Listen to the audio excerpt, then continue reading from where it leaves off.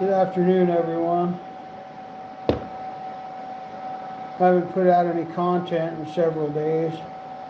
I was going to do a mail call the other day, but one of the stickers that I was going to do the mail call with blew away down the street. We had some pretty crazy winds. And so Miss Cindy's nice enough, she's going to send me another one to replace it, and then I can do the mail call. But we haven't been able to get out fishing. The weather hasn't been suitable for our son to get out, so we haven't done that yet. But we have been kind of messing around in the garage doing some rod holders, and we were going to go cut some firewood yesterday, but that didn't work out either. Started raining on us.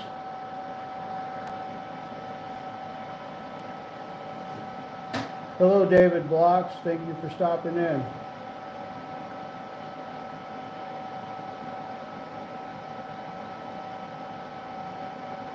So I figured I would at least do a live, even if it might be a little boring. There's a local tournament series called Outdoor Wicked Adventures. Jeremy Gregg and Alyssa Pisak. I'm sure I butchered that girl's name, but anyway, they have a tournament series that they do, and they reached out to me about donating some rod holders for the children's prizes, so that's what I'm doing today. Well, see, I'm in Nebraska in the United States. I'm pretty much right in the middle. Hello, JJ28 and Joseph Miller. Thanks for stopping in, guys. Appreciate it. I got a couple of rod holders in the oven right now. Baking the first coat, and then hello, Miss Chrissy. How are you today? Then I'll put the clear coat on them. Janice is making some vinyls. Our daughter was one of our first customers. Autistic Crab. Why the heck am I on your screen? Well, that's a good question, Autistic Crab. I don't have an answer for that.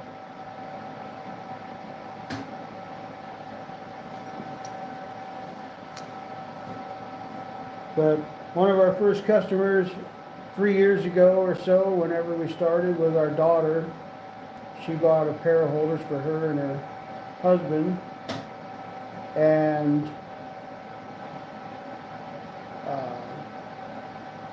been kind of laying around outside for a year or two. They've had a lot of stuff going on. So hello, Maine girl, how are you today? So we sandblasted it all down, and we're going to put some new fresh powder on it, and we're going to put his name on it for him. And we took hers and we sandblasted it down also, frozen solid. Well, Maine girl, we're not very much warmer here. We're probably mid-30s. We're probably not even 40 today.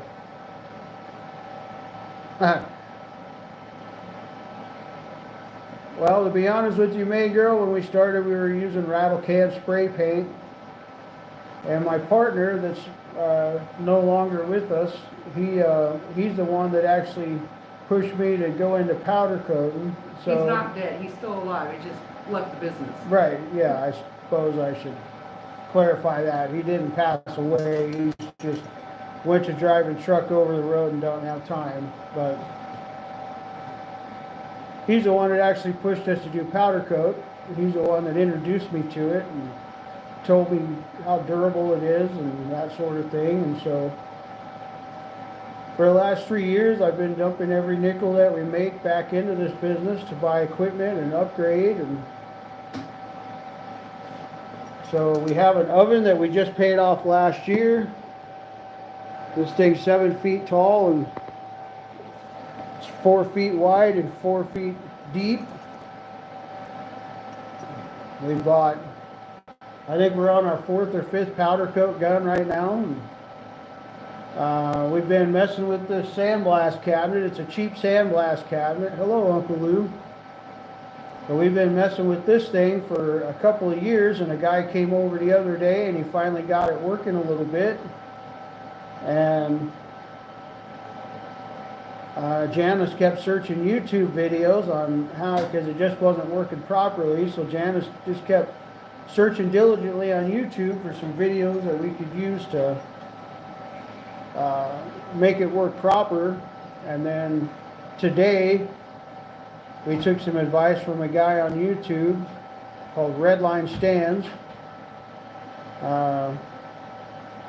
He has a video out where Janice nitpicked it, and we figured out how to make it work proper. So now I don't have to grind all these anti-rust coatings off all this stuff. Now we can just weld it and send it through the sandblaster, and it'll save considerable amount of work. And it'll make the finished product look a lot better as well, because there won't be those fine little grinder marks. It'll be all consistent.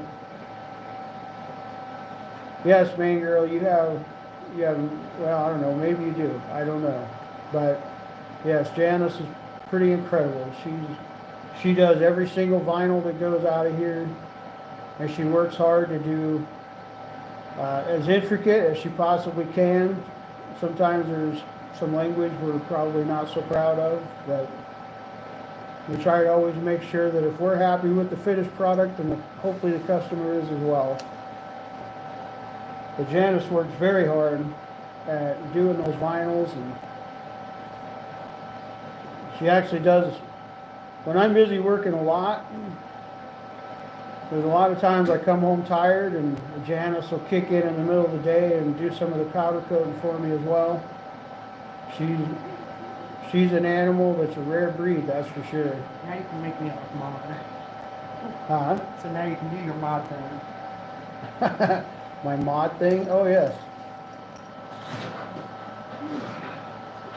Forgot about that.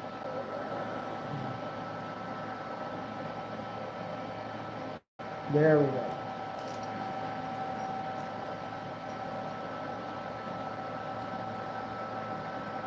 Main girl, we definitely try to be a good team.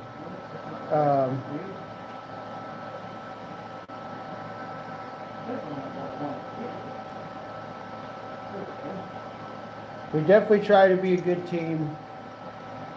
Janice is such an amazing worker.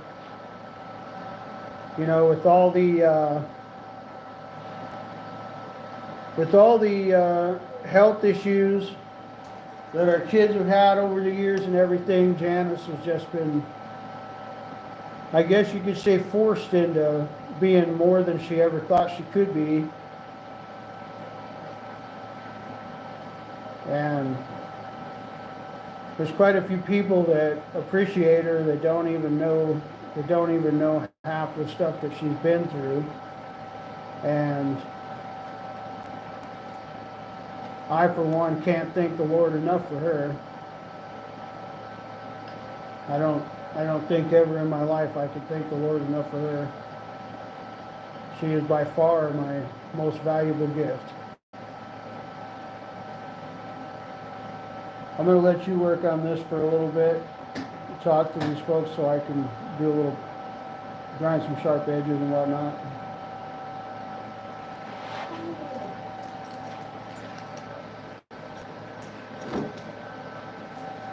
He's trying to get some of our stuff done so I can sandblast them.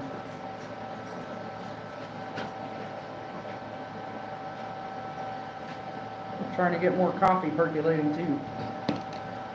I don't know if we can mute that for just a moment while I grind. It might be a little while.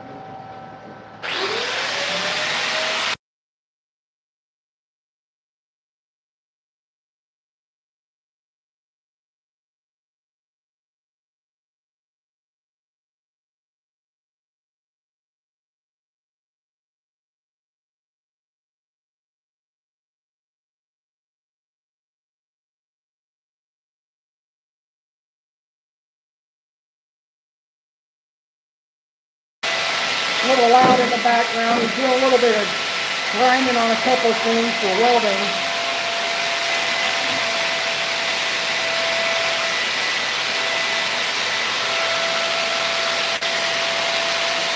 Taking care of some ends on these little ones that we do.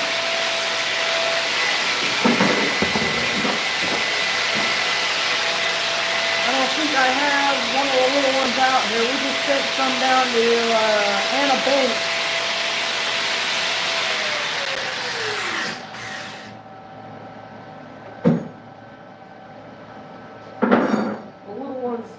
The little ones we do have these little kind of like cups instead of the pipes.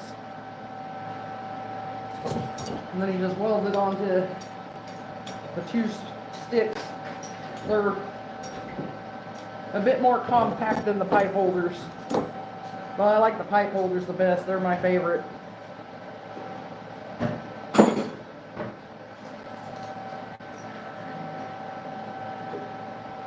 She's like, dang it, Jerry, we're trying to talk to Janice. Yeah, I unmuted it so I could talk to you guys. So we're trying to compete in the small and compact market as well as our pipe holders. And this design, I just call it a cradle style, but because it's designed where your pole just sits in it, and then when you get a fish, you just lift it up out of there. But I also don't want to look like other folks. Like, there's a lot of good double stick holders on the market, but unfortunately quite a few of them look very, very similar. You know, you got your cat claws with Adam Zimmerman, who's a good kid from up north. Look very beautiful with powder on them. And you got Austin Pettigrew making his takedowns down in Missouri. And you got, I can't even remember the name of them, but it's kind of like a takedown, you know, except it's got like a little groove in the front where your rod sits down a little lower into there. And then of course you got your whisker seekers, and so there's a whole crowd of guys out there that are making really good, sturdy, reliable rod holders, but I don't want to look like other people. I want something that's ours. And this design I use under permission. This is not our design. I happened to find it when I was scrolling deep through a bunch of stuff on Facebook, and I reached out to the people to see if they were still in business, and she told me that they wasn't, and she told me I could use the design, and so out of fairness, every time I build one, I pay her a percentage of what I would charge for it, whether it's for donation or what, it doesn't matter.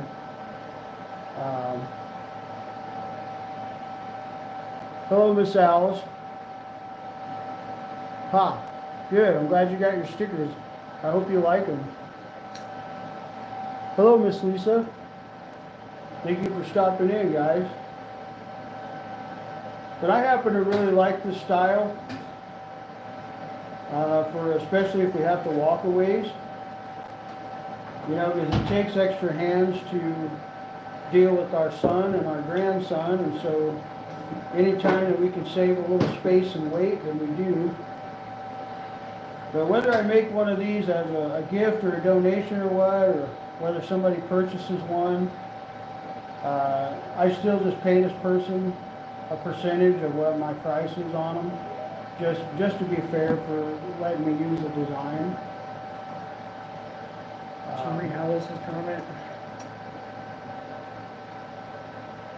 The Janice is back now, so I'm gonna try to get a couple of these welded up here quick. I gotta learn not to. Sorry, I look like a hot mess today. I've been messing with that sandblaster this morning.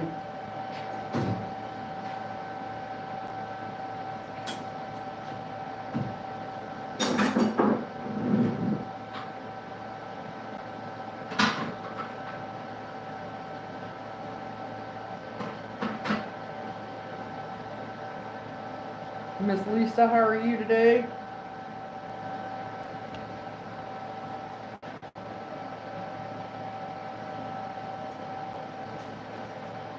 He's gonna weld, so there might be some flashy in the background.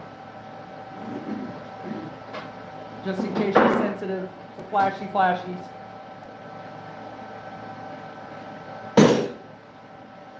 We were hoping to fish this weekend, but it turned cold on us yesterday. So we're working in the garage today.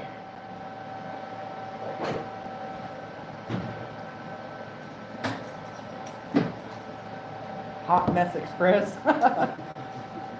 Aren't all mamas?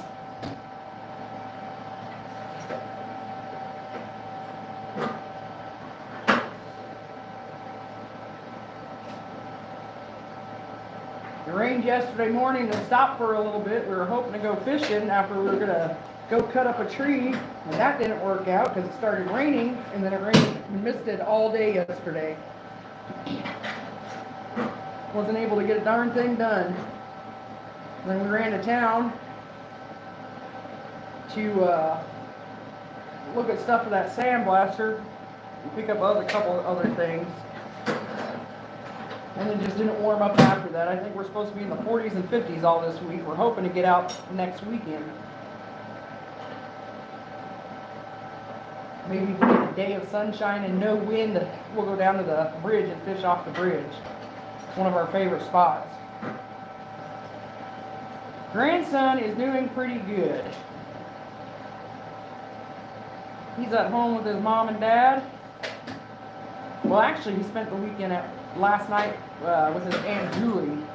He loves doing that too, but he would prefer to be out here building and fishing and playing as loud as he can be. They live in an apartment, so if he gets too loud, people complain. Here, he gets to do whatever he wants. Literally. I try to discipline him, you won't let me. Yeah, right. He says, Jerry says, I try to discipline him, but you won't let me, whatever. He's spoiled rotten. We're hoping to get down to Kansas fishing here in a few weeks. It's one of our favorite places to fish.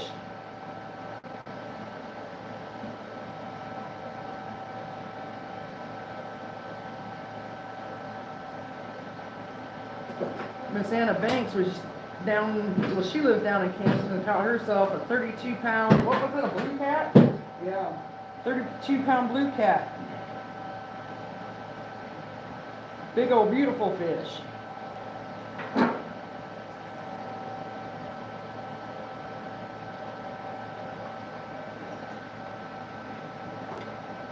Had to go get myself my coffee.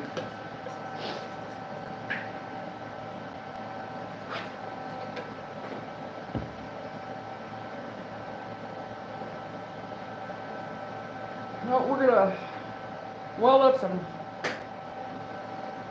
of these little rod holders. We used to fish branch oak, but there's just so many, unless you have a good boat, I don't think we've got any really good bank fishing in. We know a lot of people out there that use boats out there and catch some amazing fish. One of our neighbors up the street fishes out there. Branched oak.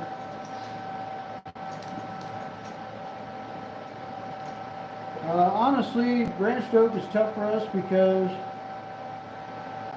we have to get far enough away from the truck that our son can't stay in the truck, and so it's pretty hard for us to keep the weather. Like, we have to keep the temperatures pretty consistent for him as much as possible. Because with the seizure disorder, I really don't know how it all worked out, but with his seizure disorder, he doesn't sweat like us. He can't talk, so he can't tell you, you know, if he's too hot or too cold or whatever. And so we just try to look for spots where we can keep him, you know, within 10, 15 yards of us in a pickup, so we can run the heat or the air or whatever he needs to keep the temperature stable for him.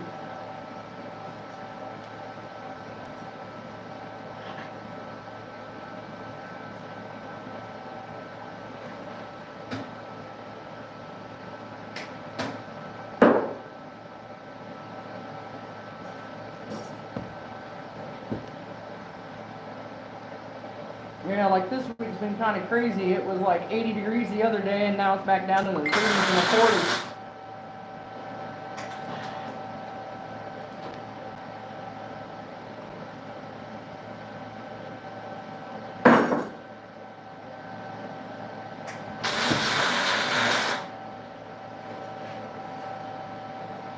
So that's kind of messed with them. Barometric pressure really messes with them. If it goes up and down too much, too fast, it just messes with them. Like yesterday we got home and he slept until 10 o'clock last night.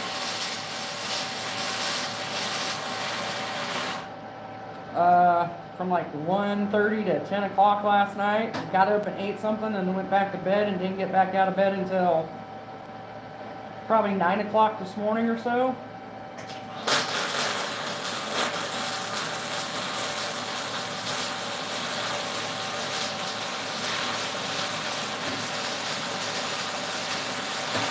Yes, and Mother Nature needs to take a break and stay consistent. They're still fixing power lines and power poles in our area from that blizzard we got 2 weeks ago, was it? Last week? That was last week. I think. Yeah, last. It wasn't that long. I don't know. They're still right outside of town here. There's a mile and a half of power line and power poles down, so they're still fixing that. They rerouted everybody's power so we could have power. Now, there was several hundred power lines just in our one little county that are laying on the ground. They've rerouted a lot of power so that most people have power again now. I don't really think there's too many without it. But it's going in and out for some folks because they have to totally redo most of the infrastructure.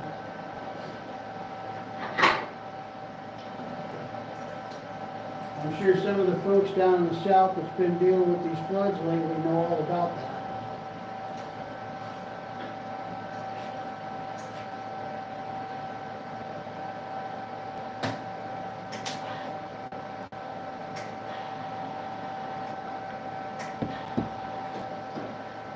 Messing with my screen.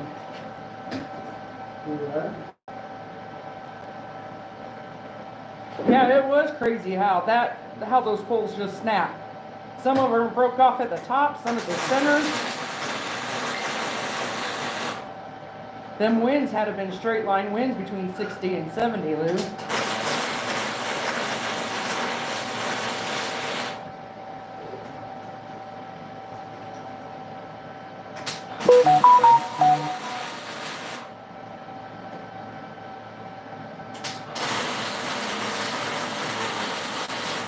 We're making a couple of these little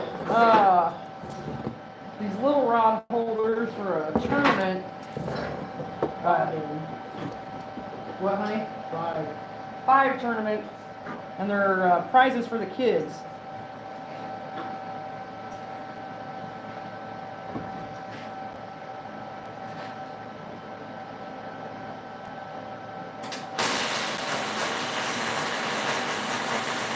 Yeah, watch the flashy if you're sensitive. I'll stand in front of it.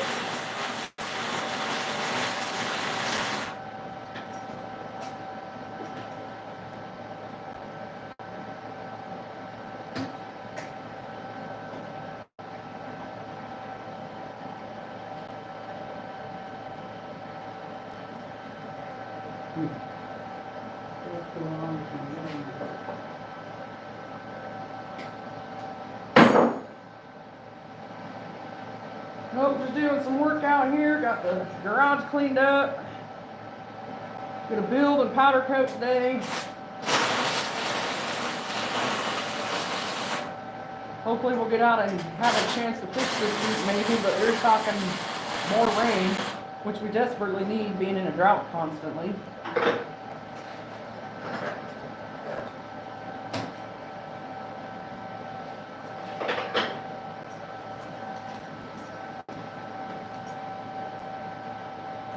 Still smoking. So this is the other style that we do. This is the one that I use under permission. I like these because They're small, they're compact, you can fit a lot of them.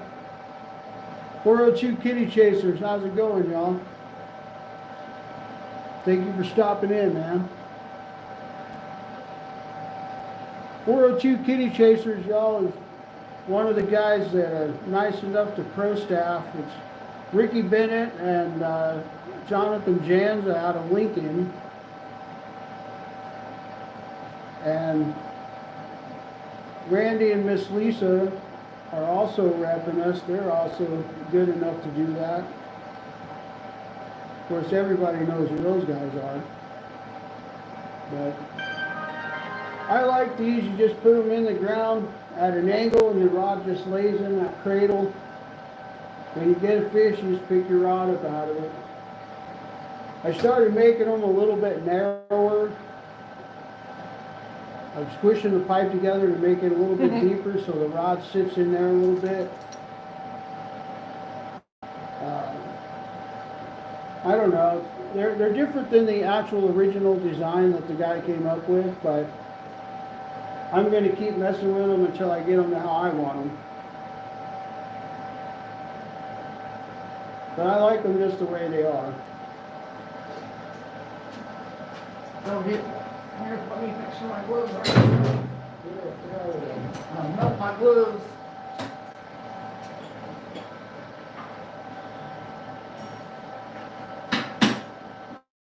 Yeah, we're just trying to get some work caught up, get some stuff done in here. Hope that the weather stays nice enough that he can work outside for boss this week. Supposed to rain off and on, I can't complain, but that hinders the outside work.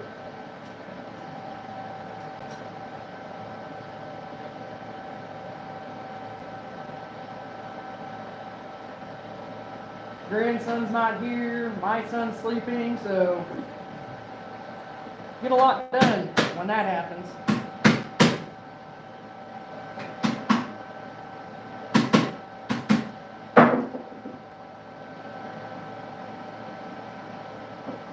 Jerry's representing Edisto River Outdoors today. He's on Facebook. You guys should check him out. He's got some pretty cool stuff in his online store, and he has a store. Actual store.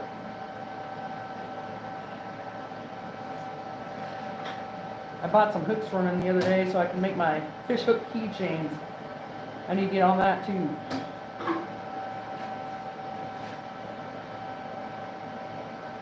Oh, 402. Where do you find them mushrooms at? I've never tasted those mushrooms.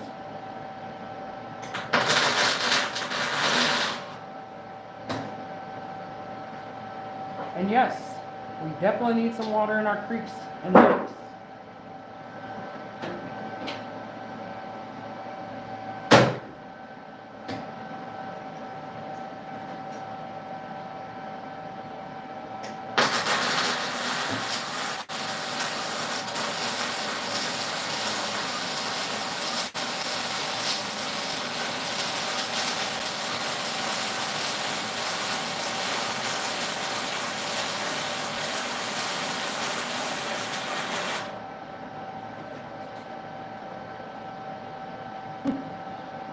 I keep looking at my phone and it's behind on this, so I got a flashy light over here when he's welding.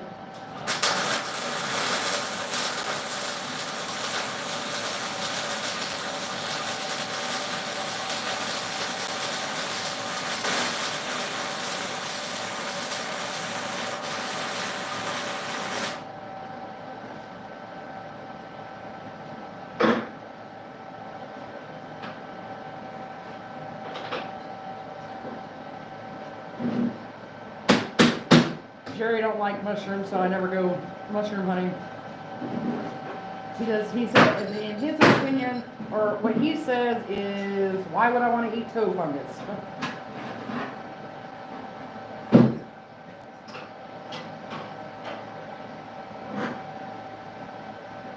We got permission to hunt on some land down here at the end of town. I might see if he'll let me go down mushroom hunting.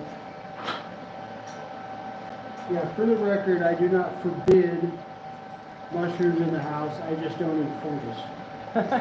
so I don't buy fungus. Sauteed mushrooms and a steak sound good.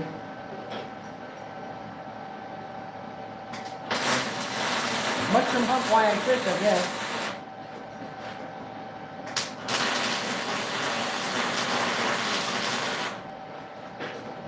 Block some of that.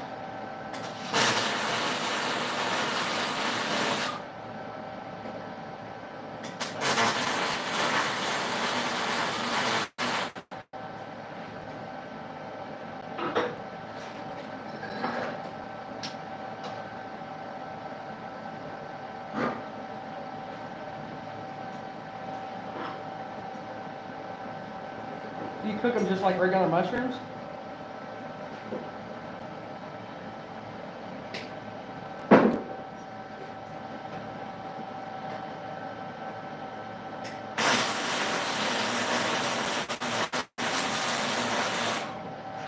Excuse me.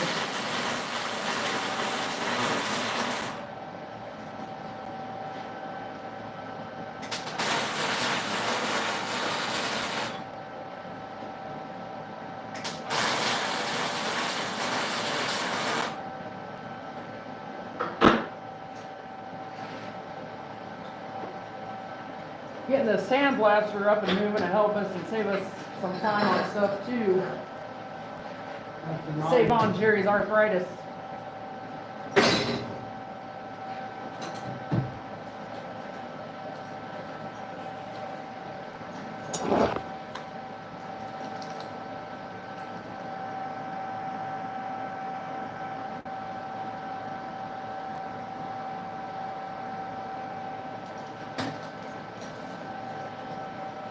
Fried and sauteed. What? Oh, we're talking about how to cook mushrooms. How to cook mushrooms?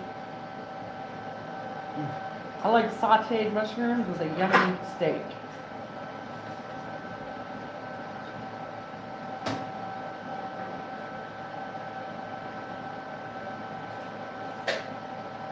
Oh, excuse me. Stayed up last night watching a movie, and I forgot how long it was, so we went to bed late for us. But then our natural alarm clock gets us up before 4 to 5.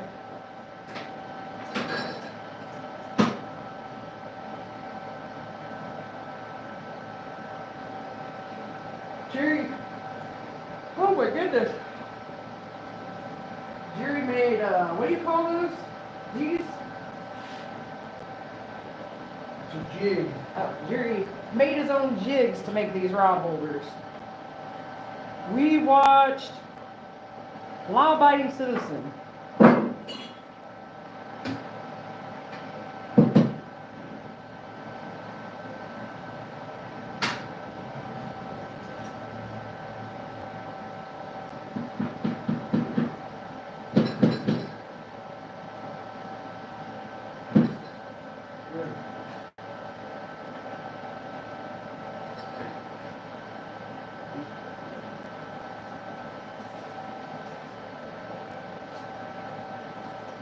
We watched a couple other movies night before last. Well, I guess last night we watched 2, and then night before last we watched a couple. But the one movie it's 2 different, or it's the same movie, just 2 different parts. Good movies, but I could do without the F-bombs all over in them.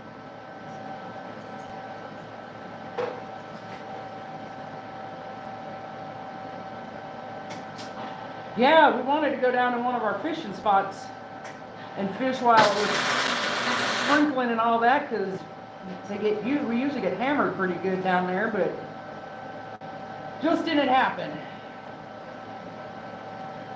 I think maybe next weekend, even if it was raining, we'll have protection where we want to go, so.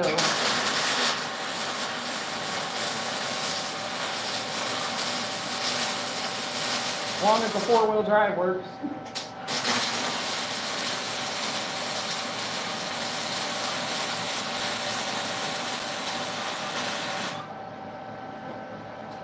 And my favorite bait is night crawlers. Make sure Randy knows that, Miss Lisa.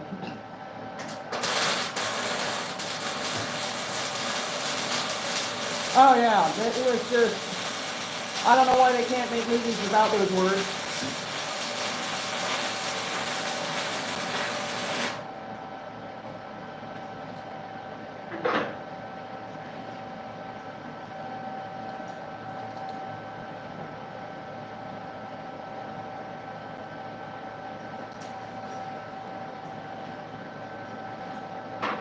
Jerry likes live bait. He's caught some pretty good fish off of night crawlers, but his is I like green sunfish. green sunfish. When we go to Kansas, you can't lose a live crappie on the river, but if you cut them up, they have to be dead. Then you can cut them up and use them for cut bait. And some of them big blue cats love those. My PB is a 22-pound channel, and that was on a crappie tail.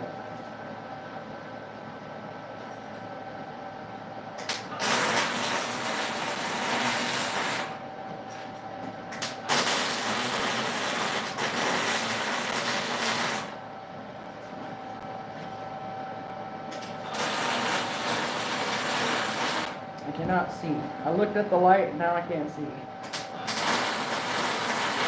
Hi, Billy Bob. Don't go to the light. Yeah, don't go to the light.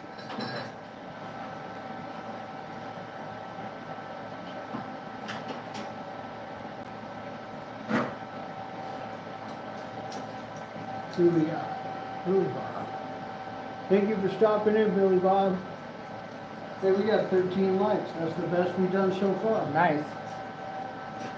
Biggest fish is 43-pounder flathead on green sunfish. It is a dream of mine to catch a fish that big, but if I don't, I don't. I just love fishing. Green sunfish, man, that's like flathead candy. That's like dangling a Reese's peanut butter cup in front of me. It's just gonna get ate. Yeah. I need to learn how to make those instead of buying them, because I ate 2 packages yesterday.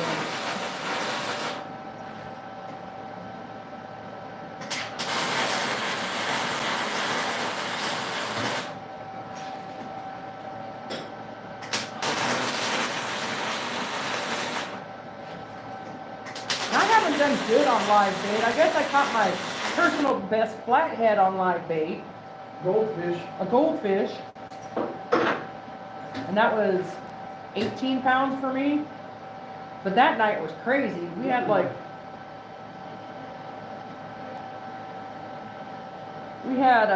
a bunch of people fishing down from us, and then a few of us.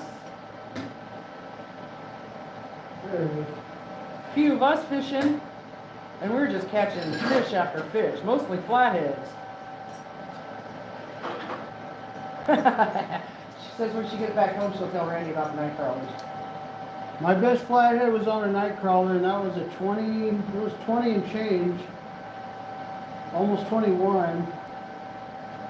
I'm primarily a live bait guy. I'm not going to say that to Randy. I would never say that to Randy, but I'm primarily a live bait guy. But early in the spring, the night crawlers just seem to rock on the river that we go on.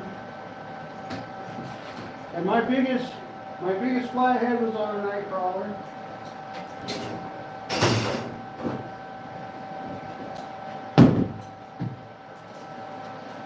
I mean, honestly, when we fish in Kansas, like, I'm pretty sure you could just throw an empty hook in the water there and hook a blue. Like, There are a mass amount of them.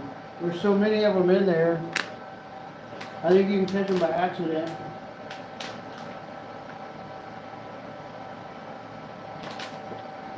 Yeah, last year we caught, I don't know, but one day we caught 80 small blues. It's like they just took over.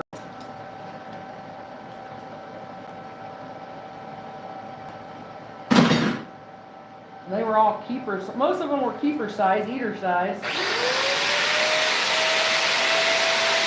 Took me loud for a second.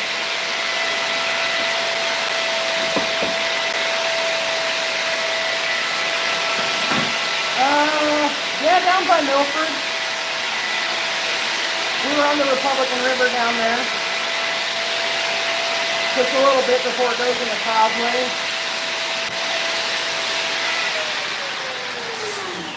We fish off the,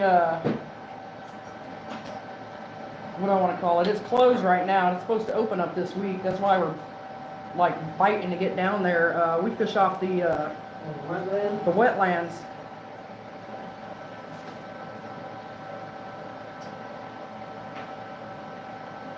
Well, last year, that is as many blues as we caught, so I don't know if they just like super bred and then moved up the river.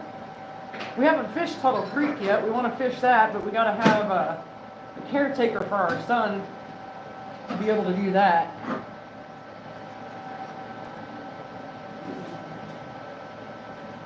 And I hear they're starting to bite out on the lake. Seen quite a few posts with some good fish. I personally think Nebraska's overfished. Only parts of it. Parts of Nebraska are overfished and other parts are overlooked. We just happen to be on one or two of the parts that are overlooked, and we just pretty well keep it that way. Yes.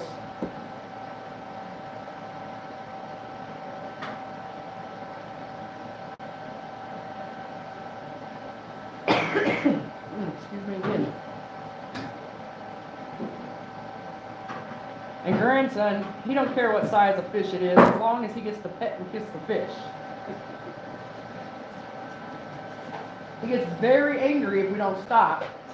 If he knows we're going fishing and we don't stop, when he sees water, he gets angry. That one time he just tripped out on us because he kept passing the water and passing the water, and he was mad. And then when we went over the causeway down there on Milford, He was yelling at me. he was yelling until we got to the spot we wanted to go, and that was off the up off the river.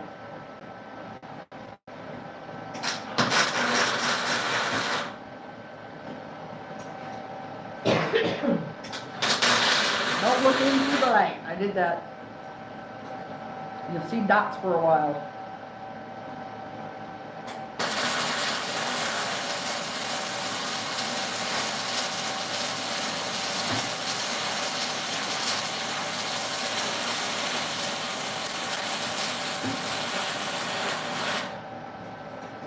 To put my hoodie on, it's kind of chilly in here.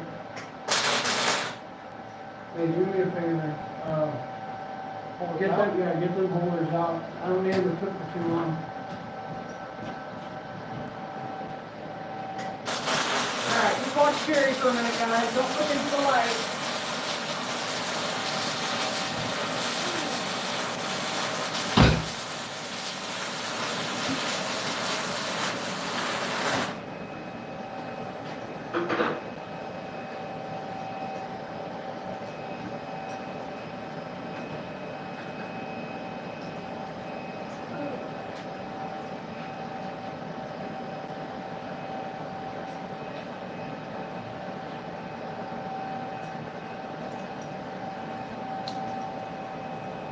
So believe it or not, there's a purple.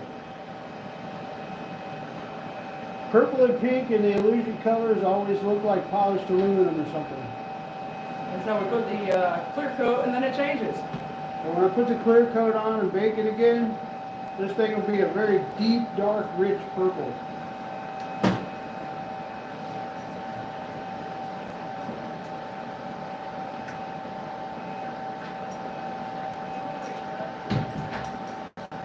This is one of the things I'm tinkering around with. This is actually called Illusion Royal. Right now it doesn't look much like a royal, but when I clear coat this thing and bake it, it's just going to be a absolutely beautiful, deep, dark blue. And I'm working on just kind of taking stuff laying around the garage and working on a dual rod holder setup. Try to have a little bit more options. Just seeing how it goes.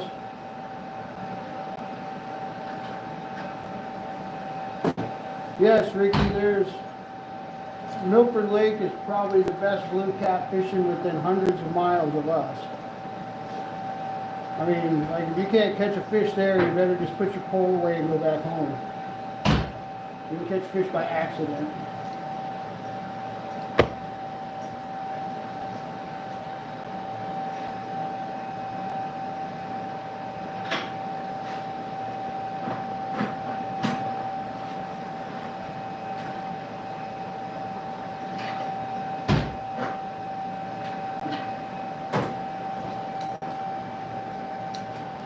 I didn't see that one, man. I didn't get hurt. Oh, I thought you were a paint. When I do the other ones. Oh, those ones.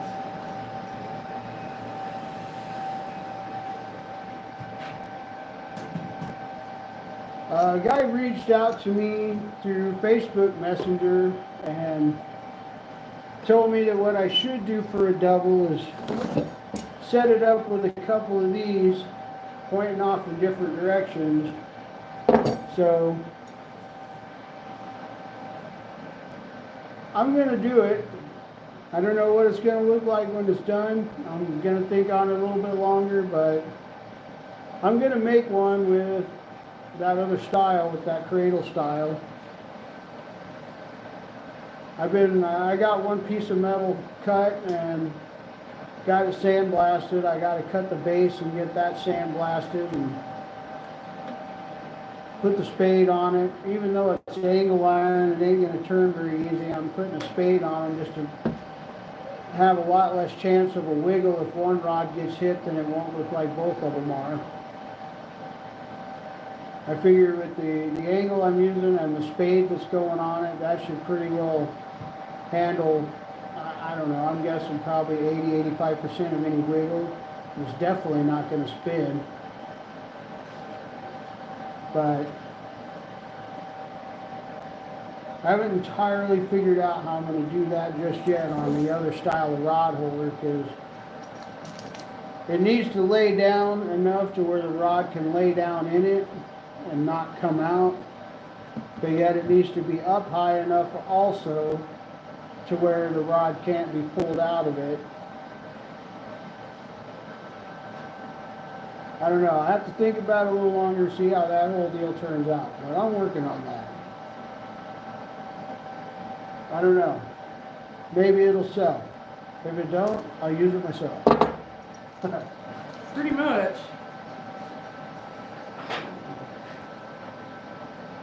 I wonder if my welder was getting warm, that's why it's sticking out. Went and got my Jay's Weights hoodie on. This is my favorite hoodie.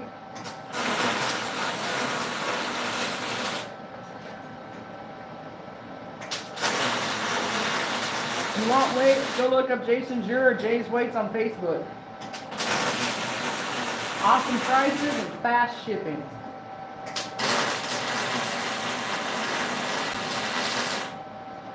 And the sinkers are just as good as the guy. Yep, sinkers are just as good as the guy.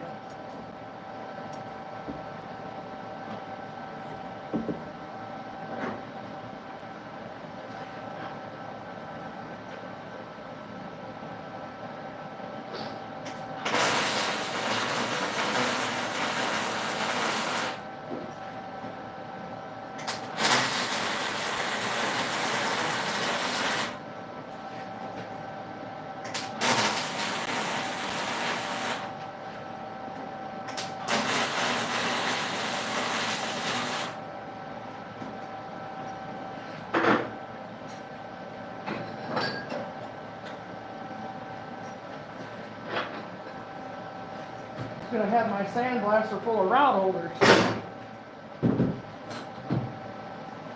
Best way to have it. We got 15 lights. That's the best we've done so far. Oh, we'll get this page growing. Be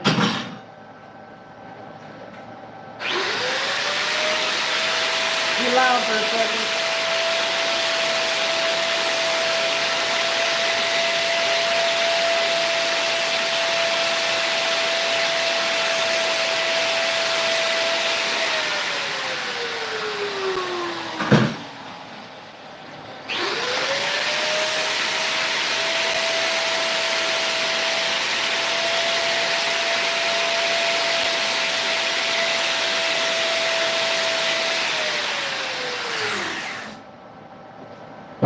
get out and fish, and if it's not too windy, we'll get out and do a live while fishing. We're hoping to get down to one of our spots this weekend. Might have to bundle up, but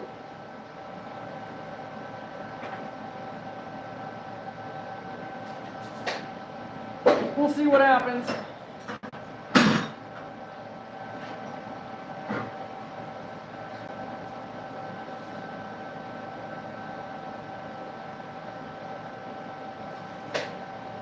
All I know is, oh, excuse me, Mama needs to go fishing.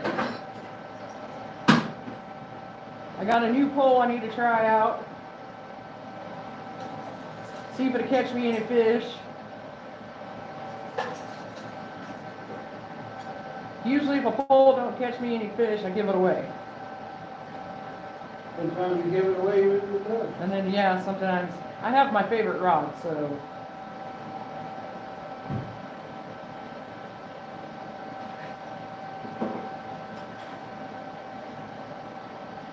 Have my favorite rods.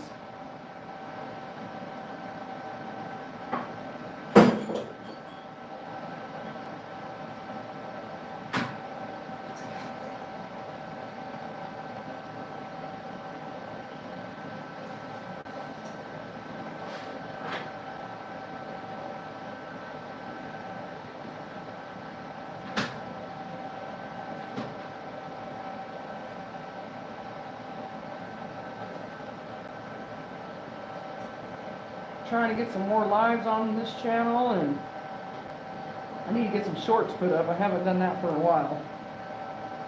Been busy. Had an appointment this week that took forever, so I didn't get nothing done at all that day.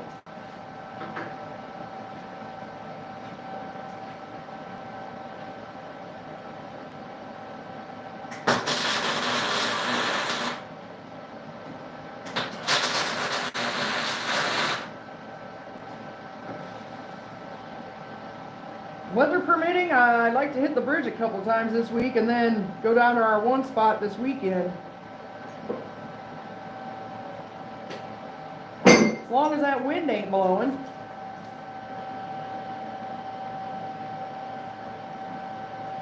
My Mondo cat.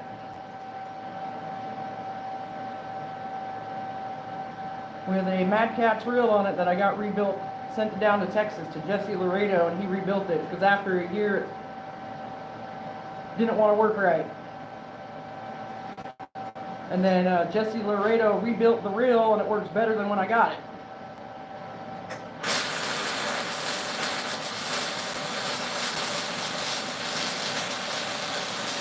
I catch good fish off of, I catch plenty of fish off of meat hunters too.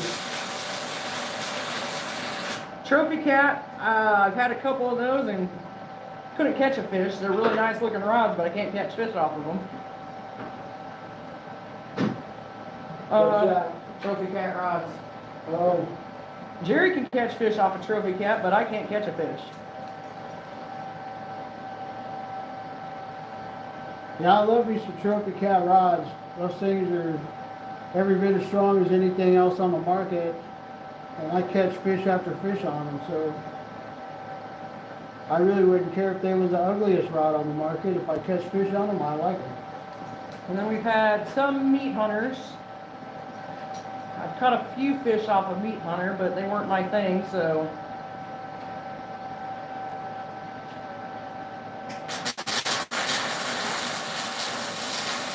We got a selection. I first started off with, my favorite used to be Worcester sneakers. We still got a couple of those left. And now we got some, what are those rods called that we got from Jesse? Pro Angler. We got some Pro Angler rods we got to try out yet.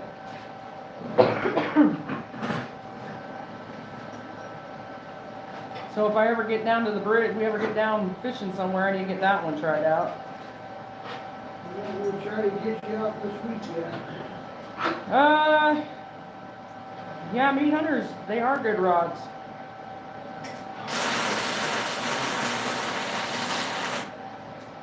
I'm a huge fan of meat hunters. Huge fan.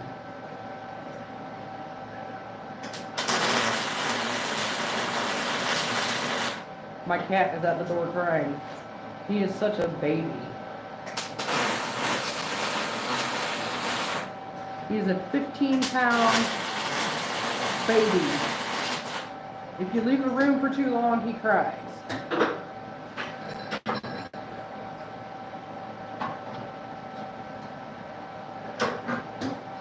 Well, I don't think you'd like it out here, though, because of the noise. He's a fraidy cat, too.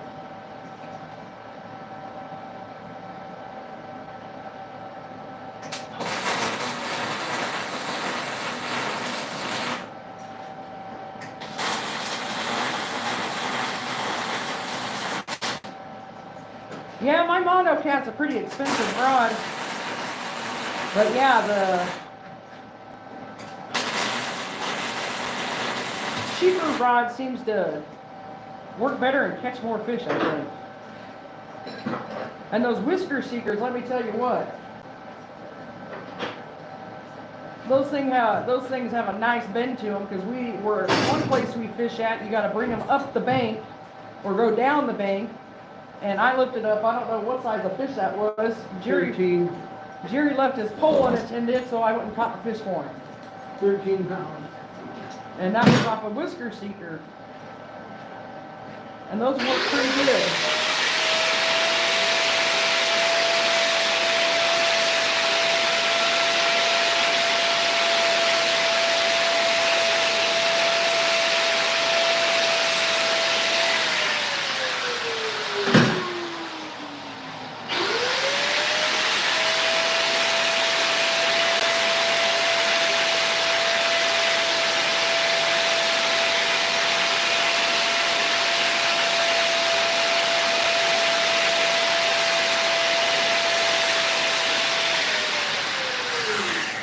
We have a whole slew of different kinds of rods in the other room. Some of them are ours, well, most of them are ours. Then we have the kids', then we have ones that we share with other people when when they go fishing with us and they don't have a rod.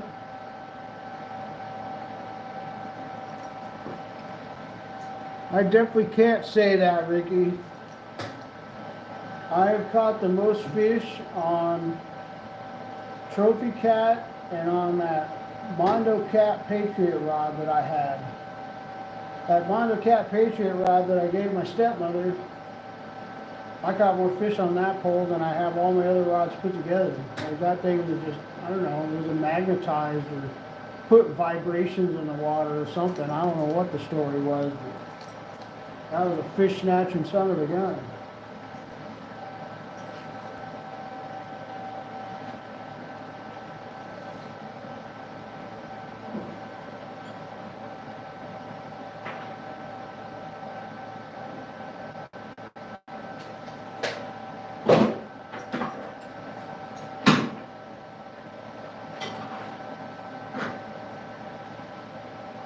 Well, we're just getting these little rod holders built up so we can get them sandblasted and painted. Painting up personal rod holders today. Oh my goodness, I can't stop yawning either. Hot.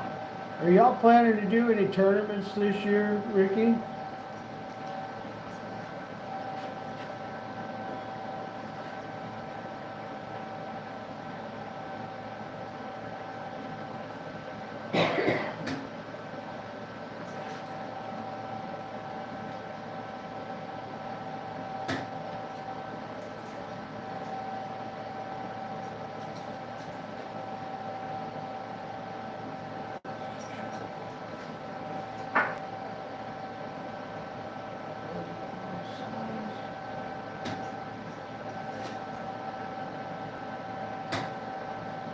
Bill Journey's online tournament starts up this week. We might try and get maybe a day or two in on that.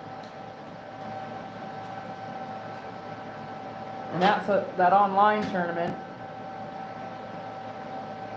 I think it starts Tuesday. I'd have to look it up. I can't honestly remember.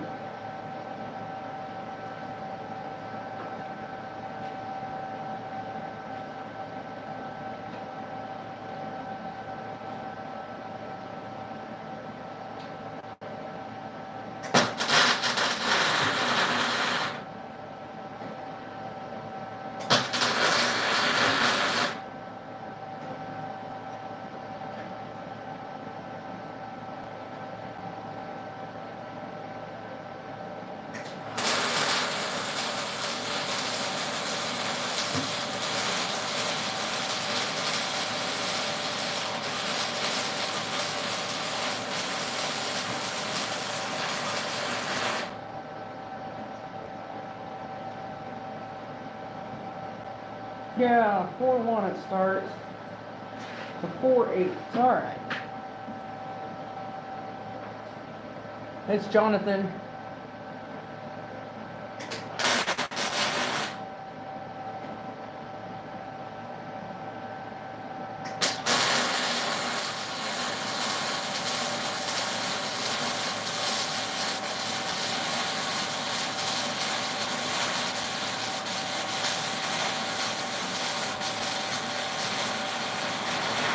Block that light. He said, "This is Jonathan, and yes, I plan on doing some."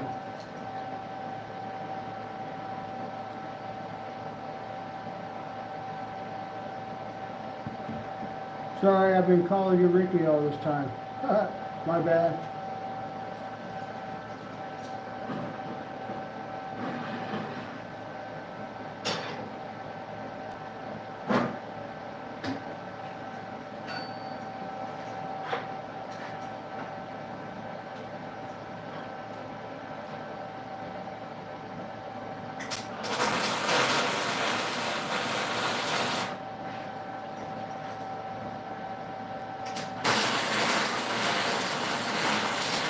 Try and keep that light blocked.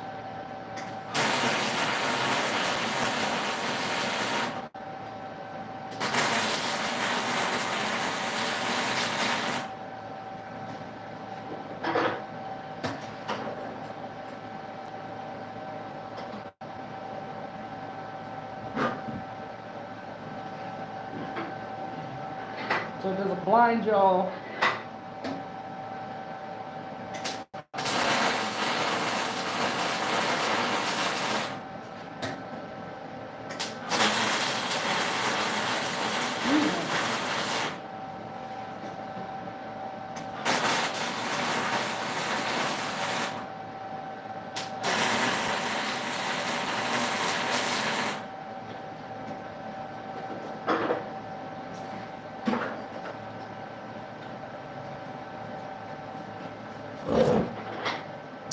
He said it's all good, LOL.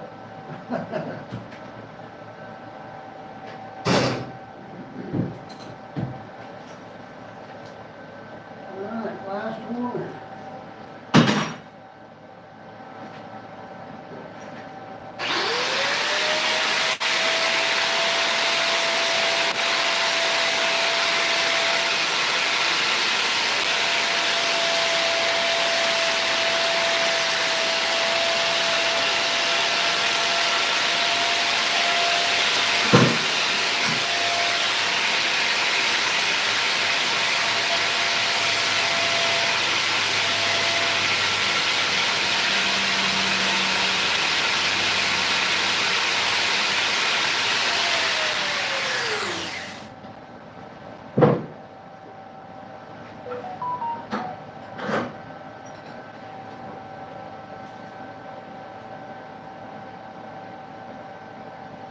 One more to make up, and then we'll.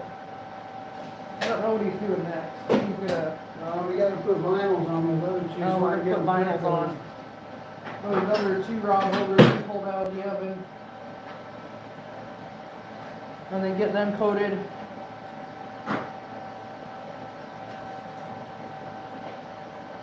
Yes, fishing pole holders.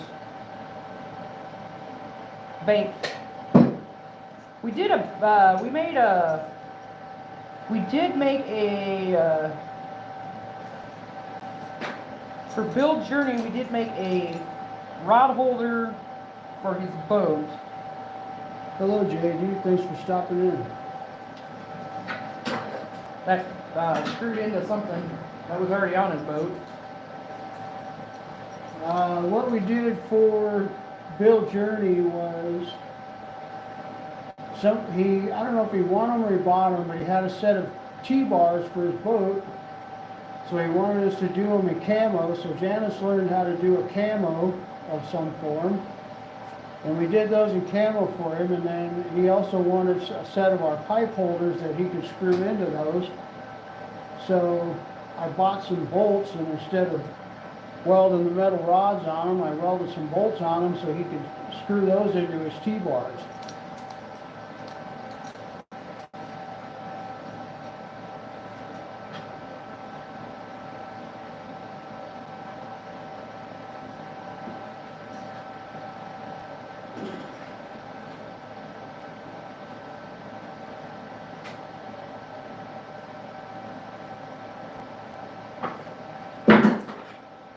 All of our rod holders are made to order. Powder coated, can be personalized with decals on. I don't think I got one in the garage to show you.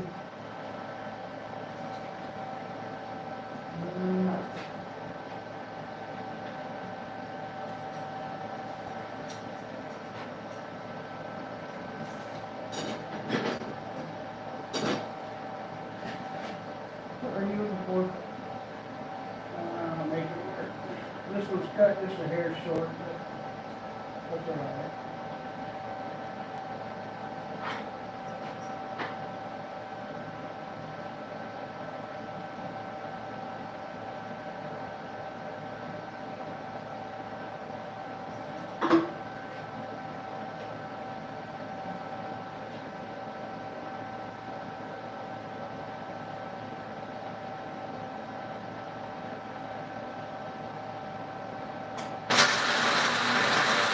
Blocking the light from y'all.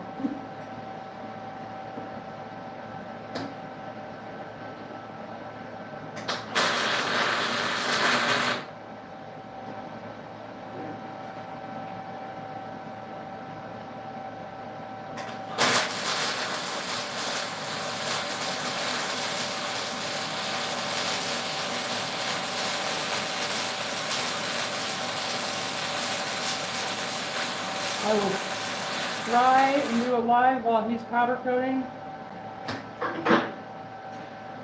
It gets pretty. I'm talking to the thing. Lisa Pope Randy, you laugh. LOL.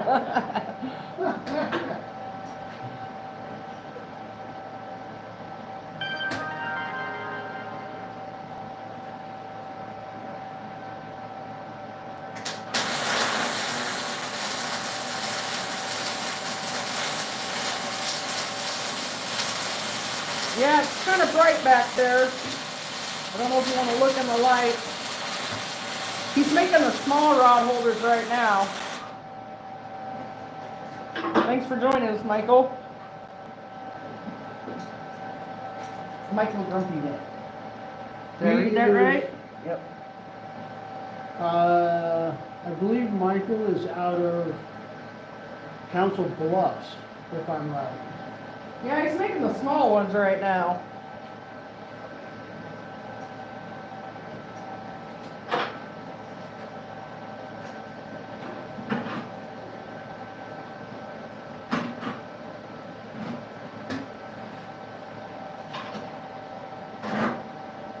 We guys got to get some of those done up. Yeah, he said yes, I am. I was thinking so.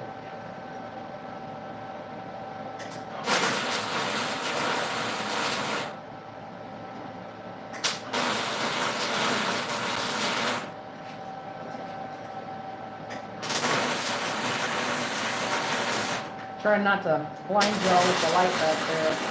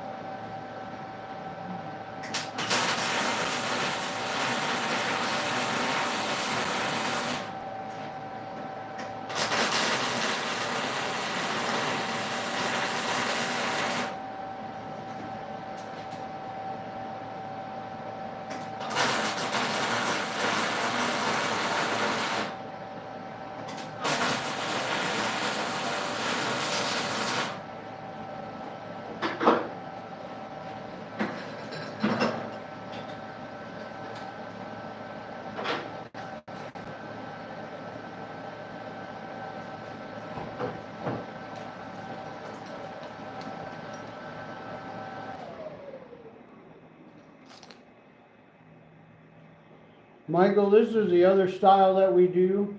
I don't really know what kind of style you really call it. I call it a cradle style. Because they're designed to just go in at an angle and your rod just kind of lays in there.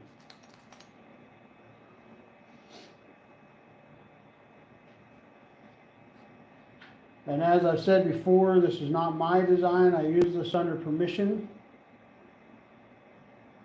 And so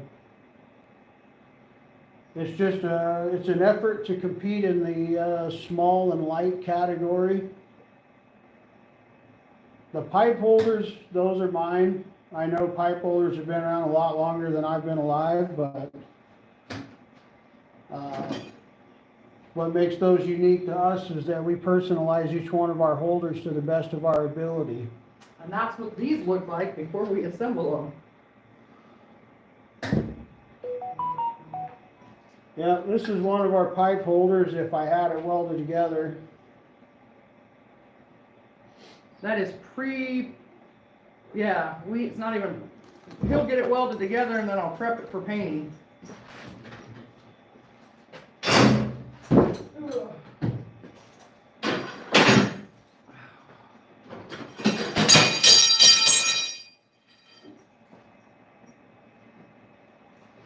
And after a recent thing, I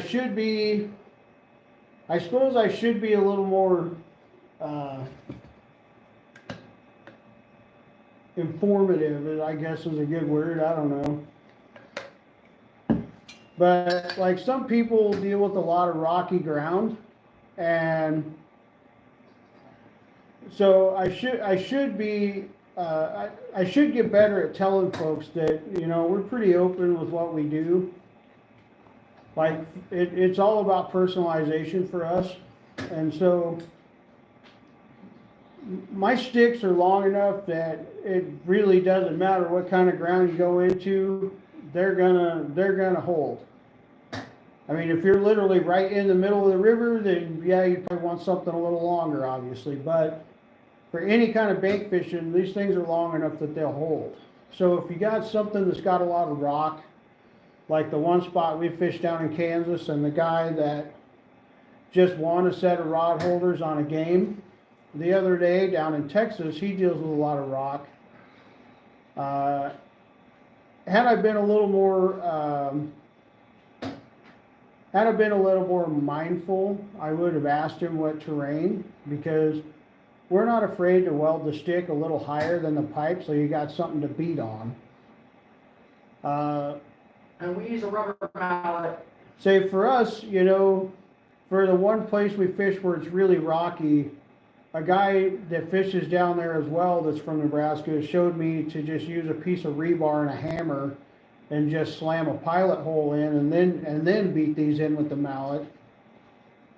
But we always just take a rubber mallet with us to beat them down so we don't mess up the powder and bang up the pipe any more than we have to. Yeah, we just use a rubber mallet on them is all. But I can put the stick higher than the pipe for people that, you know, need to hammer it into the ground. I should be a little more informative on that. That's my bad. I guess it's on video now, so it's out there.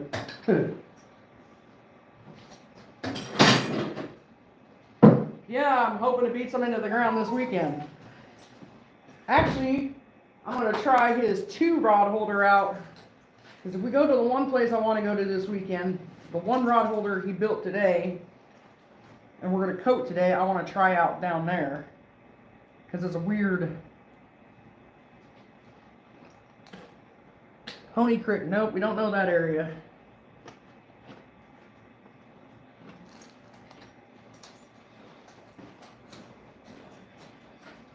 We gotta go where we're able to take our son.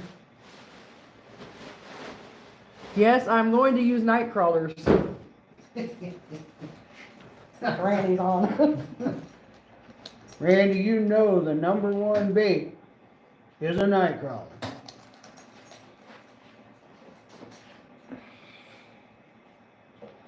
The one place we go, the fish are not lazy.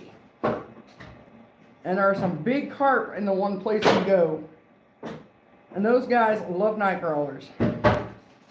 I have tried corn. I have tried that chicken trick. The only thing I've got off of chicken is turtles. I have tried Actually, I had fish bite off a bacon once. It was bad bacon, so I used it for bait. The little river that we fish that runs by our town here, the fish just hit different in that little river. They just hit like trucks. Like you'll see a medium heavy rod just slam and bend over like a horseshoe, and you'll think you caught something huge. And you'll reel it up, it'll only be about 4 or 5 pounds. Yeah, they're not lazy fish, they're hungry fish. Like they just hit hard. But then when we go down to, Michael says, float some bread on a hook. Really? But then we go down to Kansas where we fish down there, and the fish down there, they just kind of, you know, they just kind. I don't know if there's so much food that they're lazy or what, but they just don't hit the same. But this little river that runs by our town here, when we go fish on that, them fish, they hit hard. Like they hit like they got some backbone to them. So have you guys ever tried the ivory soap bait?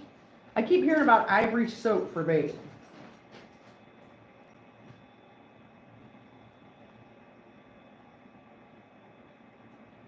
And what else is it? Anson oil.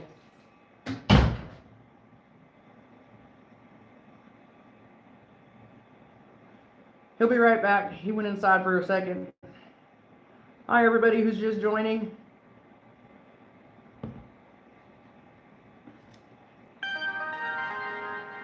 My phone keeps doing stupid stuff.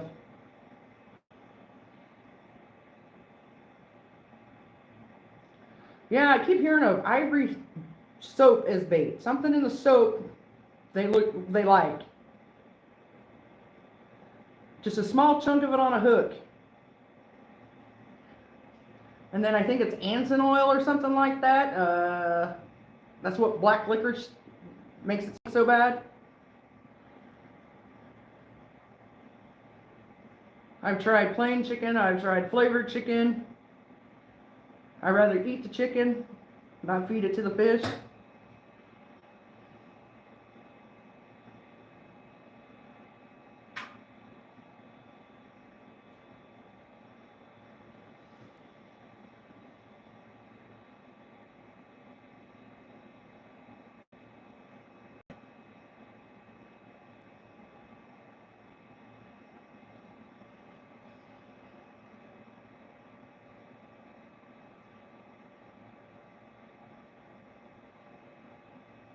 Well, I'd use the,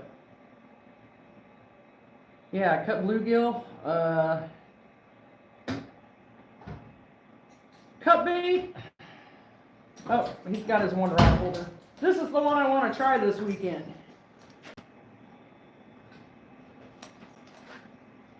Let's get a picture. It's his rod holder, I'm just going to try it. Hello, Native Wild Man. Thanks for stopping A in. couple more, quite a few more on there. That's awesome. 21 likes. We never hit that much before. Yeah, we're feeling special today. Thank you guys. Cutter live bait for the win. Left my glasses inside so I can't see nothing. Yeah, we're going to put Team 419 on this one. So I'm tinkering around with some bed rails and some other stuff I got laying around. A guy approached me on Facebook that is the president of the West Virginia Bank Monsters or something like that.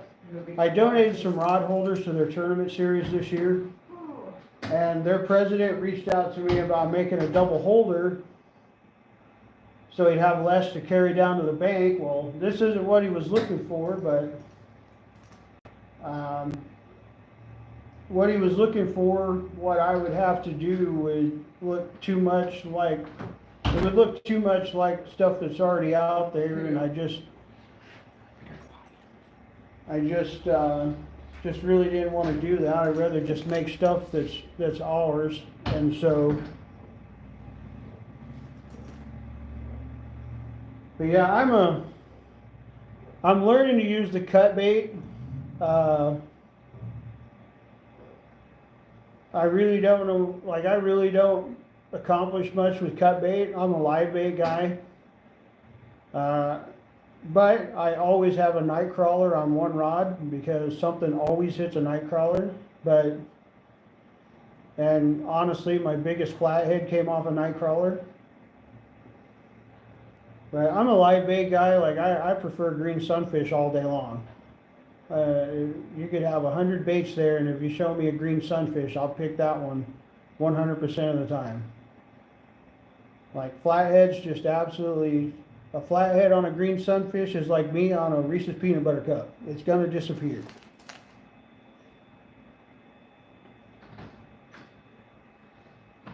Native wild man, I've always used a single holder myself. But I don't know, the guy had me going, so I'm gonna tinker around and see what I come up with. I prefer single holders myself too, because like I like to have them spread out. I have to agree too on the singles, but I'm gonna try this one. I'm down to hook up and go fishing, Michael. That's awesome. I plan to go fishing with a few people this year, Lord willing. 402 Kitty Chasers are good enough to represent us, and they're just right over in Lincoln, which is less than an hour away. Smash 2 green. Native Wild Man is the guy that fishes a few hours south of us on the Blue. Oh, okay. He's the guy that always gets me jealous. Yeah. But I would like to hook up and fish with Ricky and Jonathan. I would like to hook up and fish with Michael, and I would like to hook up and fish with Native Wild Man, because you guys are all pretty close to me. Well, we plan on fishing the Blue this weekend. And if we can possibly help it, we're going to hit the Blue this weekend. We wanted to get out this weekend and get out and do some fishing. Michael, I'm more than 20 minutes. We're about an hour. We're about 45 minutes west of Lincoln. But yeah, you're probably 2 hours or less Kansas Drive. to get over there. Just depends on traffic. Native Wild Man is around 3 hours and 20 minutes from us south. Ricky and Jonathan are just right over in Lincoln. They're about 45 or 50 minutes from my house to theirs. And the rest of our guys are south. The other guy that I would really like to hook up with this year, I'm going to try really hard to do it, is another guy that's good enough to represent us, is Bill Journey. Some of y'all that are on here know that Bill Journey supports just He's not wearing a flat set. massive amounts of people, small businesses like us. Randy, this thing's going to look a lot different when I put clear on it. This color is called Illusion Royal, and right now it's actually really dull. When this thing gets done baking, after I put the clear coat on it, this thing is gonna be a very deep, dark, rich royal blue. It's gonna look phenomenal. What is that? Out of state license. I honestly don't know. For which state? Depends on who's fishing where.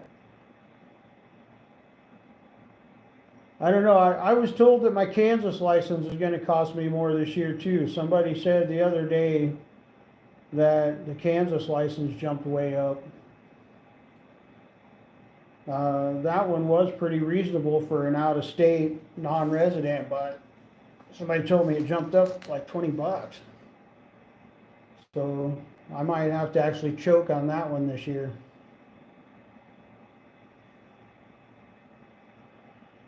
Randy, this thing's gonna look slick, dude, and I'm gonna put it on Facebook too when it's done.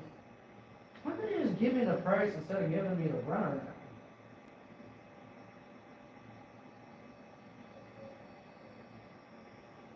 For Nebraska, a non-resident 3-day is $31 or $37. Non-resident 3-day for Nebraska, $37. That's crazy. Can't buy a 1-day? Well, I guess if you're gonna take a long weekend and go fishing, you hope you get good bites, I guess. I don't know. That's crazy. That's a non-resident Iowa. But yeah, Bill Journey just lost a family member the other day, and like this guy supports so many people on the fishing market. Like it's unbelievable how many people he reps on his Facebook page, and he is one of the people that has supported us from the first time he heard of us. He's actually one of the guys that I basically donated holders to, because he kept playing those Facebook games trying to win.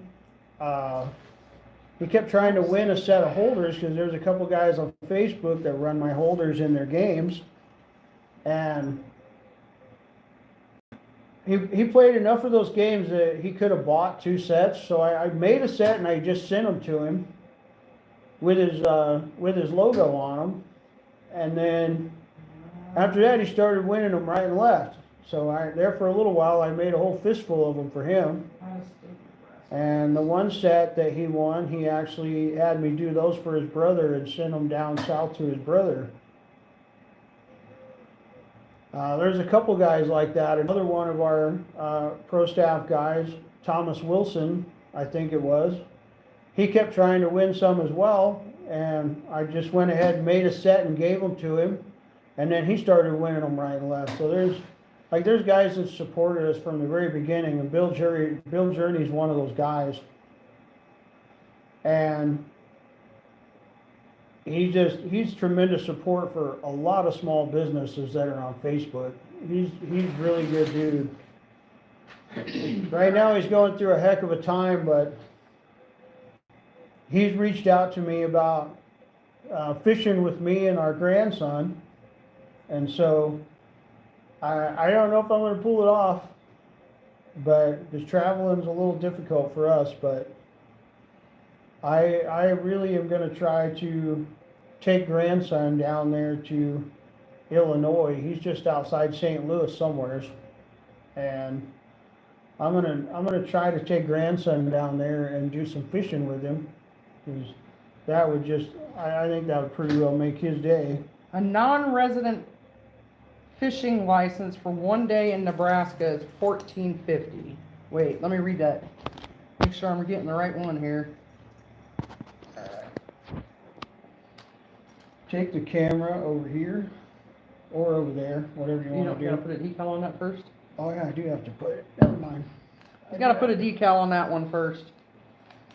Well, let's go put a decal. Grab the camera. Alright, we're walking, I guess.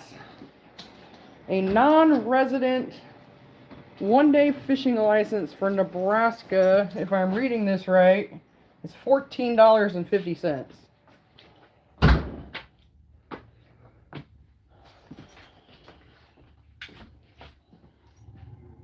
Where would you like me to set this camera?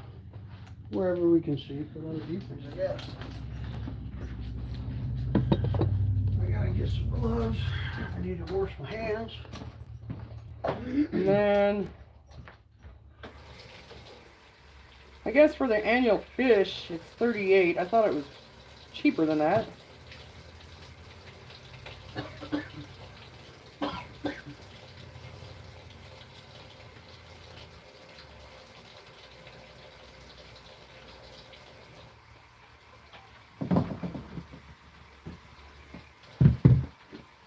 No, my cat's in the way. I wish Nebraska would do their fishing licenses like they do down in Kansas. Instead of, if I buy my fishing license in Nebraska in January, it ends in December. Down in Kansas, when we buy our licenses, if I buy it in April, it lasts till April of the net following year. And we just buy our yearly for Kansas because it would cost more in the long run to buy 1 days and 3 days, because we usually go down Be right back. and stay down overnight.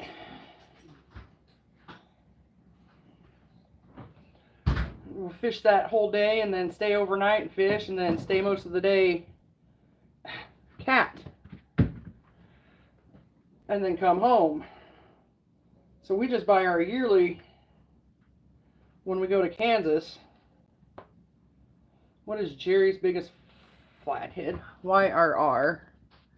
Comments not coming up.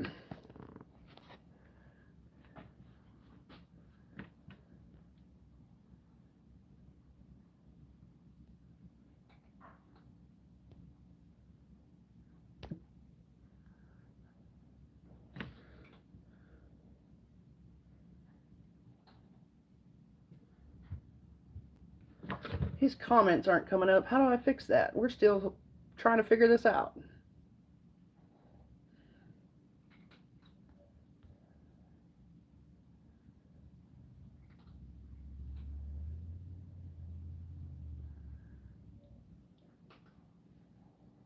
Jerry got his lifetime, not his disabled, or his, yeah, he's not a veteran, but he bought his lifetime for Nebraska.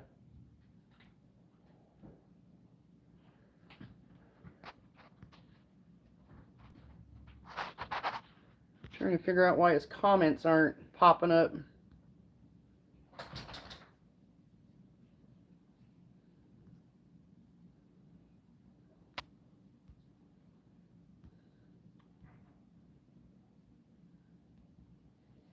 My dogs are out there making noise.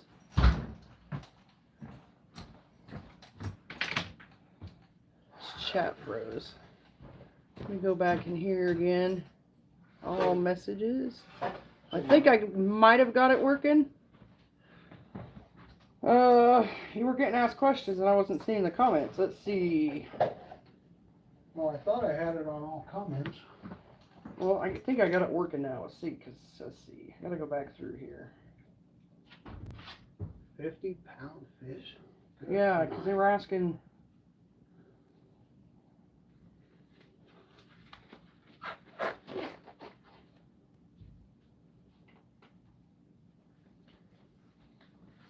What is your biggest flathead? Native Wildman wanted to know.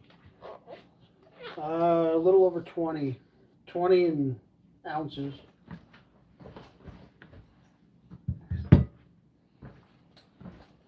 Hey, I like how that. Do you need my? Oh, I like how it sits. I don't have to help you there.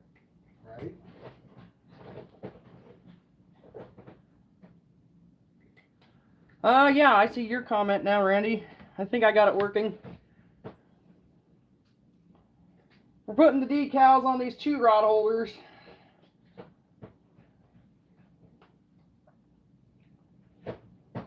Let's hope it works, because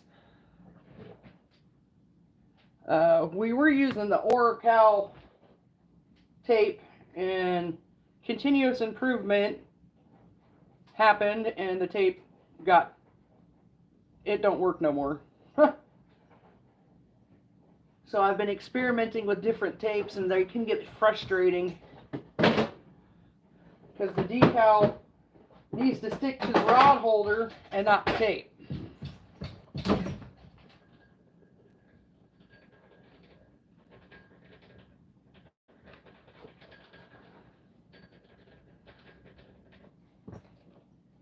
Double tap the screen. Yeah, now I'm seeing people's comments.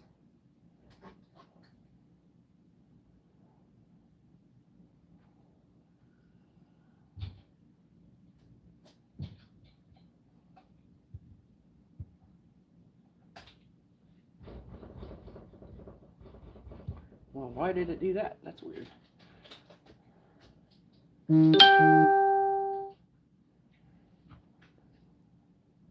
Jerry did not turn his do not disturb on. That my phone making all that racket? Yeah. Your do not disturb is now on. Michael's personal best flathead was a 27.6 pounds. I think mine was 18 and some odd ounces. And that was off that silly night. No, that was off goldfish. That was on goldfish. Sorry, wasn't off the night crawler. I usually don't catch nothing on live bait.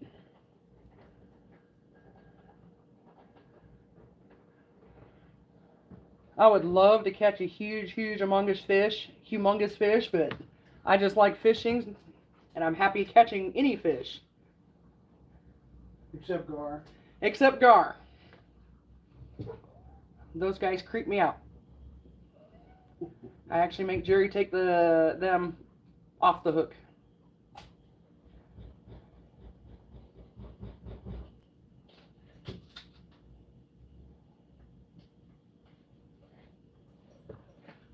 Michael's like, wow, I beat Lisa on something. Can you see it, guys? So when this thing comes out of the oven after I clear coat it, this is going to be an absolutely amazing blue. Out of the blues that we have, this is by far my favorite. I like colors that are just really rich. And this is a nice, really rich, deep royal blue. I don't like the dark colors because then you can't see the decals. But to each his own. Most of our requests are for all them neon colors. My favorite is Illusion Pink.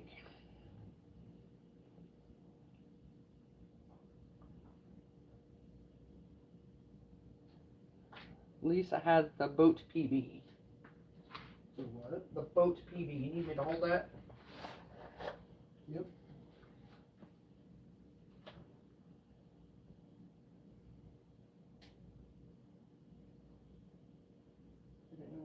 I was hoping I didn't make that too big.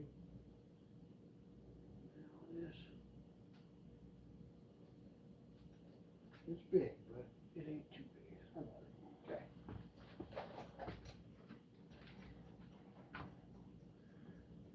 Shamrock. Let's see if they have shamrock green. Well, we get most of our powders from Prismatic, and they got a lot of colors.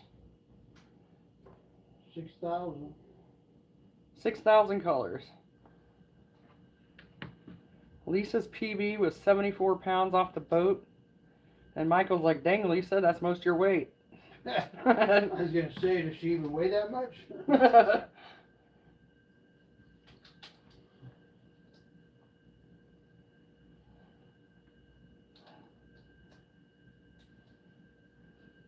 She's like, LOL, yes it is.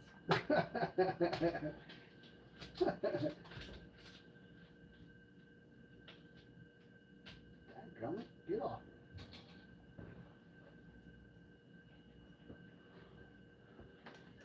So this is one of our original ones that we made a long time ago. Before I had a gas welder, I had a gasless welder. So I had to sit and grind all the slag off of these things. Now when this comes out, my son-in-law's name is not going to be 65-pound blue. My goodness, I would love to catch a 65-pound anything. Right? I'd be happy with one of them ugly, slimy carps even. When this thing comes out, his name won't be as easy to read because it's going to be a really dark, rich purple. It's my favorite purple out of all the ones we have. I know a lot of folks are into them black light colors these days, but I don't know. I guess I'm just really not. Can't say I don't like them, but I have so many other colors that are just so much nicer to look at. And so, like, I'm about the color. We don't run a black light when we fish anyway because we just like it dark. Why'd you get out? I kicked myself out. But yeah, these are going to be really nice. And like I said, this is one of the very first ones we made.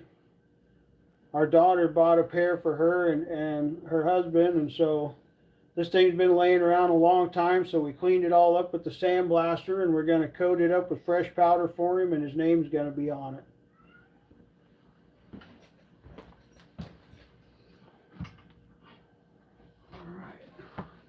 Alright, you got your powders out there? Where's your powder at? Oh, clear coat. Now we can go shoot some clear coat. I don't like the lights because even though they say they don't attract bugs, they attract bugs. And now we're going back out to the garage because we got to put clear vision on these. So, I'm going to stand back a ways. See if I can get aimed where I want to aim.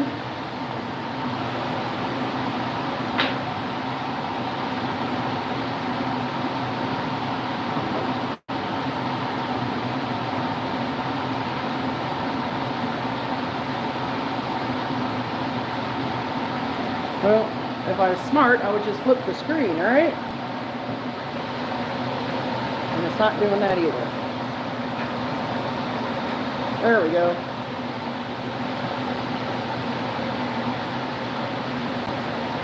Now he's putting a clear vision on this thing, and that's what seals those decals and stuff in. Makes it more UV resistant. More abrasion resistant. More abrasion resistant.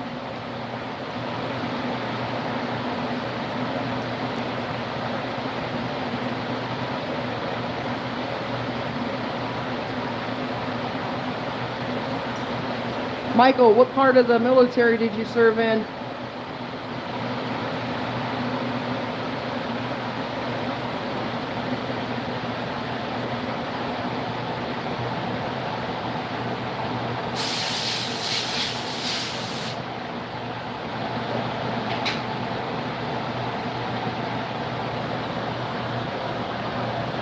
Was Michael in the Navy? Air Force and Army. Now it's going in the oven.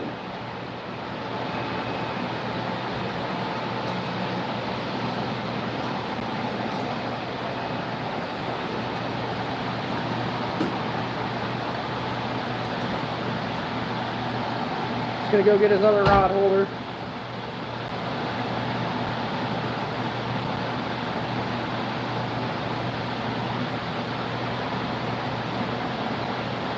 When we do our tumblers for our military people, I try and find different decals and stuff to do for each one. I don't like doing the same one. I like everyone to be individual. I like them to, yeah, just to have an individual thing going on.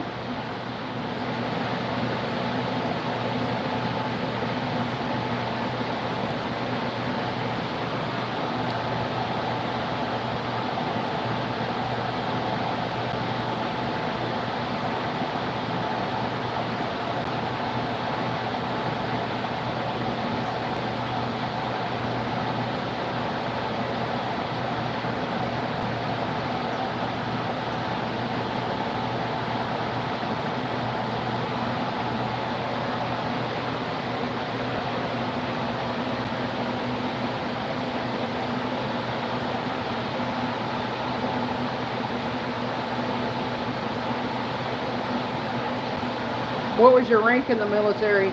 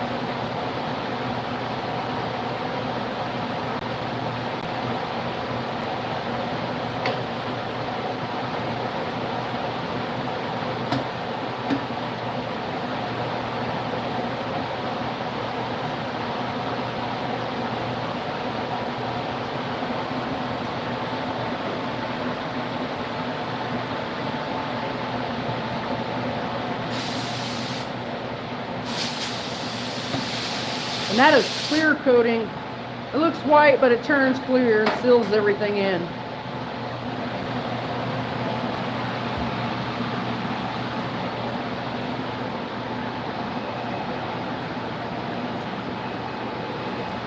See that one in there? Back there is already changing.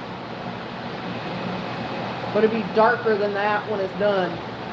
It's a lot darker than that.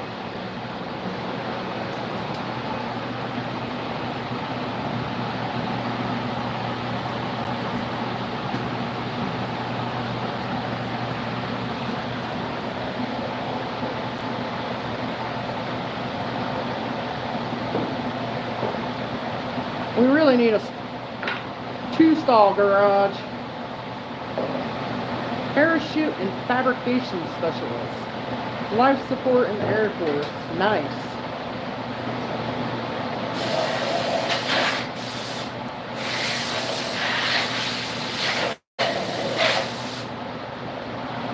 He's just cleaning his equipment up now.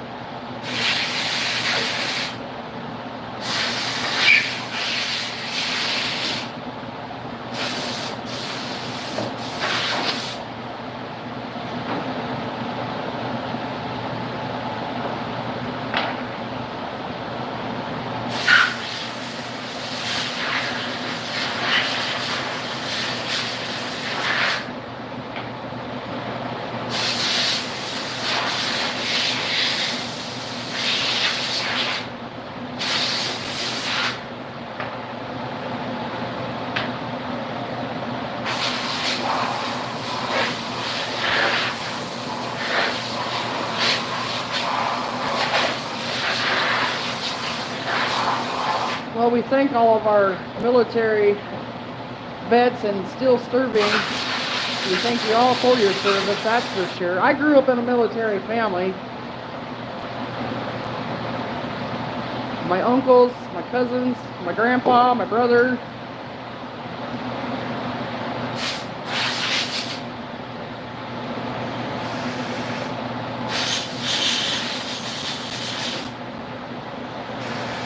Olive drab.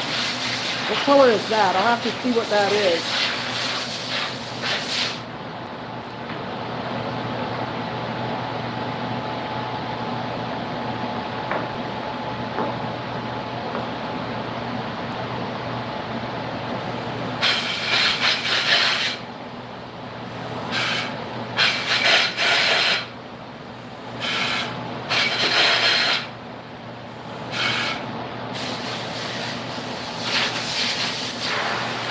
Like a military green almost?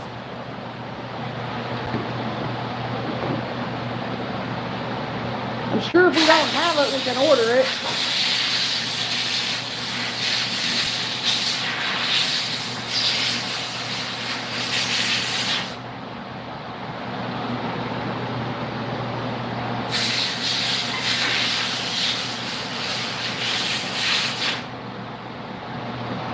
Because we did, I'll have to look and see what I did with, now it's gonna get loud.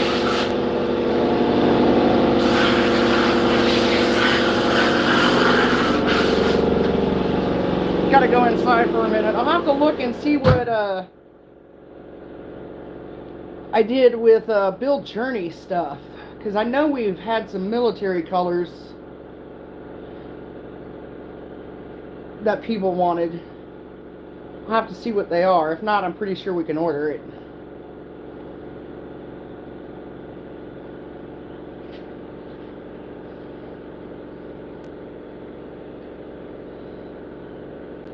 My cats are standing staring at me and now talking to me.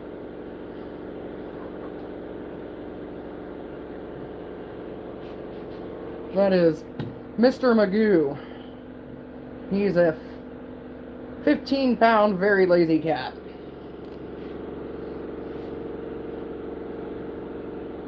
Got him when he was just barely weaned and he fit in the palm of your hands.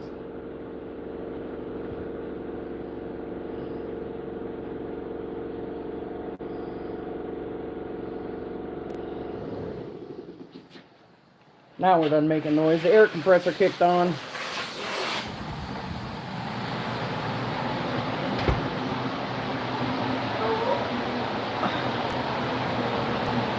Oh, I forgot my coffee cup out here. Huh, glad the lid was closed.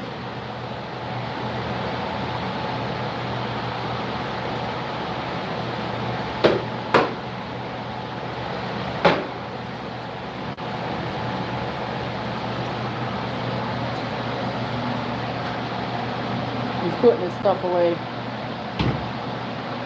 kind of like cooking. You clean up as you go and you don't have a big mess afterwards.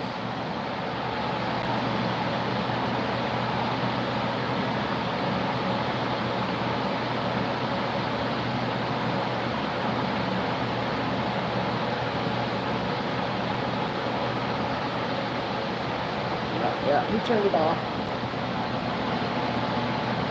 Got a big fan up there that sucks out. It's our exhaust fan.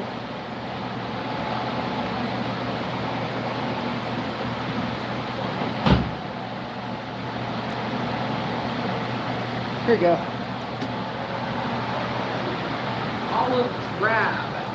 I believe Military. You got that color? I believe we have olive drab. We have 2 or 3 different greens for Army.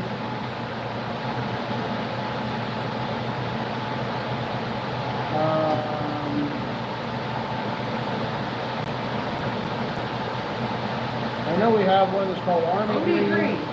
Then we have another one called OD green. And I think we have a gray.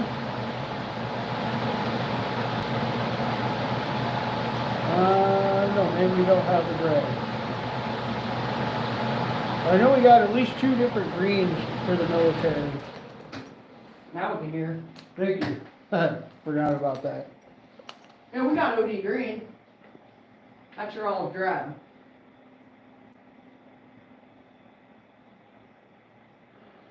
Turn the hotspot off. But we actually keep about, I don't know, 45 to 50 colors on hand at any given time. That was one of the very first things that we invested in early, was having a nice selection of colors. We have multiples in greens and reds, purples, blues, whites, blacks.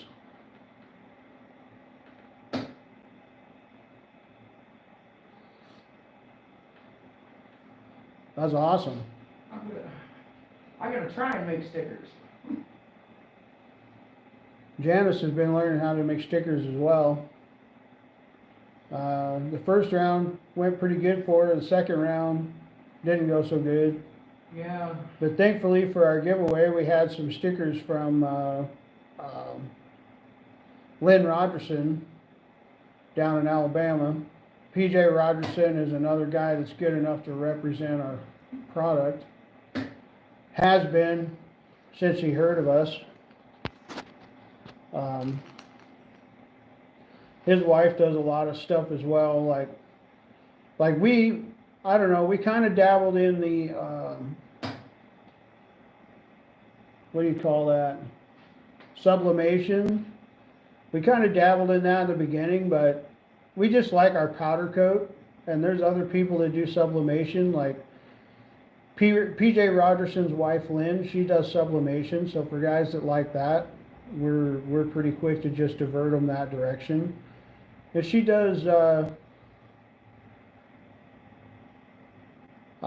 if it's a metal cooler, maybe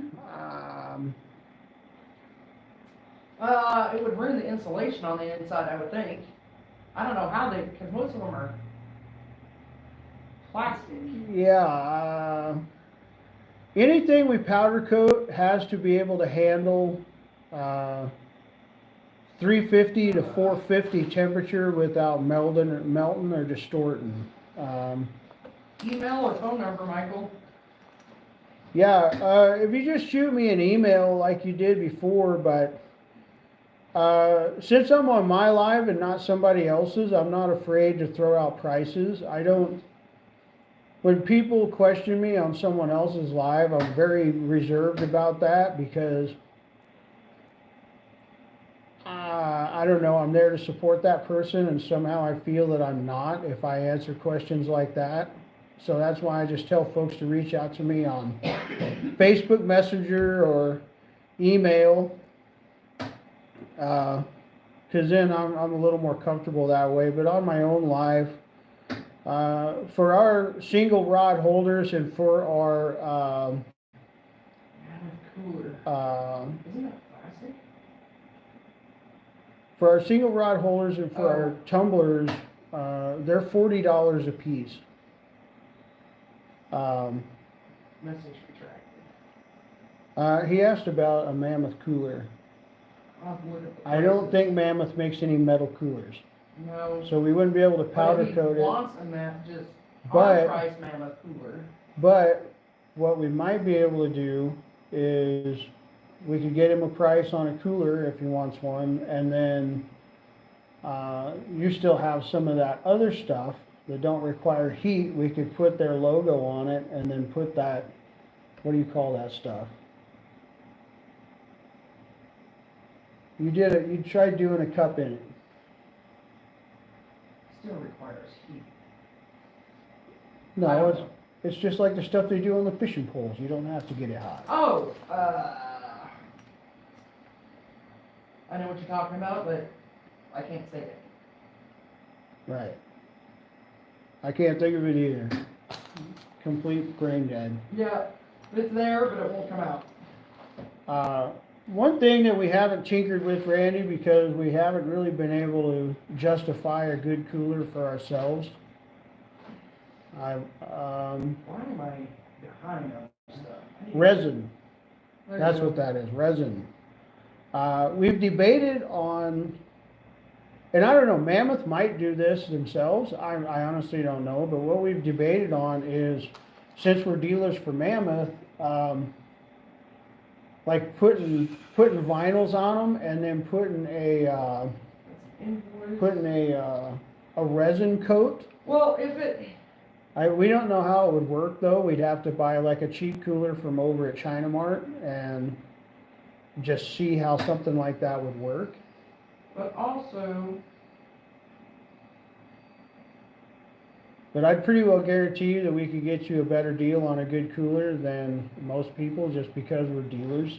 I need to go find my, We don't have overhead and such, and one of the first questions I asked when the lady told us we could be dealers was if we could make up our own price, or if there's, you know, like if you buy steel chainsaws, steel sets the price. So whatever they say your price is in your store, that's what it is. Well, I don't know how many people do that exactly, but I know that steel dealers have told me that's how it works for them. And so that's why no matter where you go, steel's pretty much gonna be the same price no matter where you go. I need to get a new price list for her. But if I put permanent vinyl on it, it shouldn't be an issue because it's supposed to be waterproof and take the beating. But we are allowed to put our own price on them, and so we don't have employees or stuff like that, so we don't have to go much above whatever our dealer price is. Get some tumblers. A gator rod. Heard of them, but haven't seen or used them. I don't even know gator rod. I know one rod that's a little lighter than Native Wild Man, and it's made right there in Iowa, is Whisker Seeker. But right down there in Kansas, there's a guy called Uncle Flathead that has some really nice rods. They're really bright under a black light. They're reasonably light.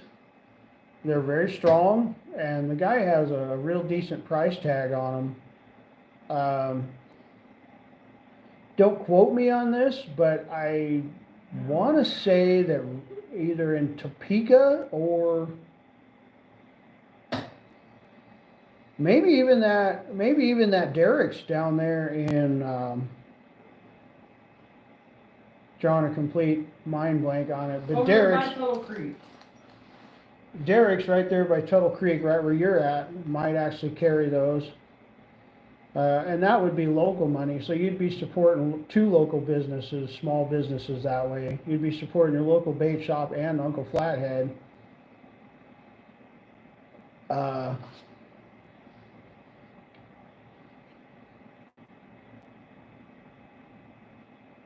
there's really a plethora of stuff out there that's lighter weight these days. Some of it's going to be a little pricier than others. A lot of that depends on your budget as well.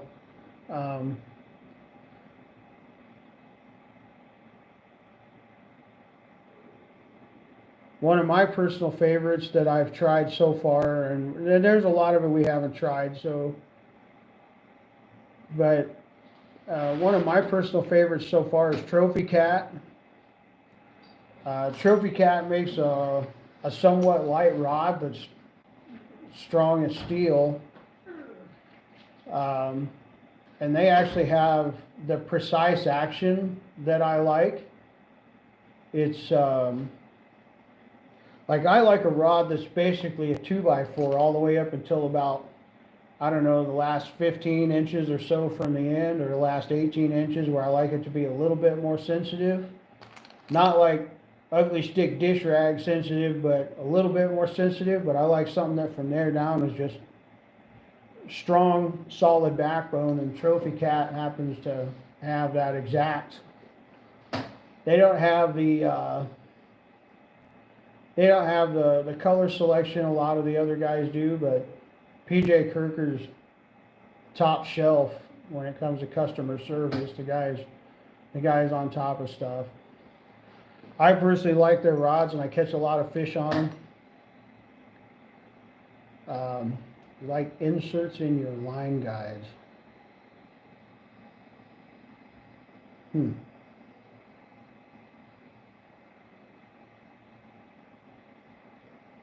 That sounds like an Okuma Battle Cat type thing. They have line guides that have inserts in them. Some of them, the Mad Cat spinning rods have those.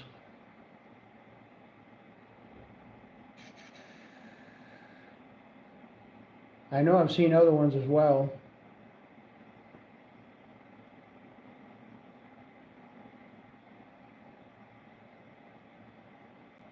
I would personally, in your area, I would personally definitely go put your hands on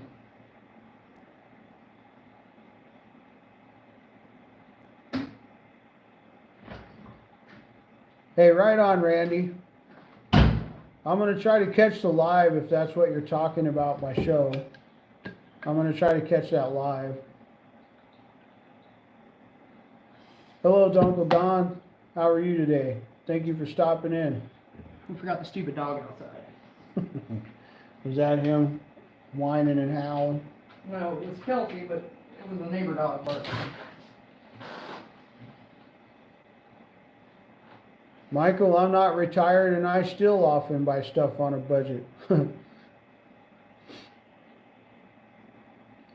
One of the perks of being a single income home.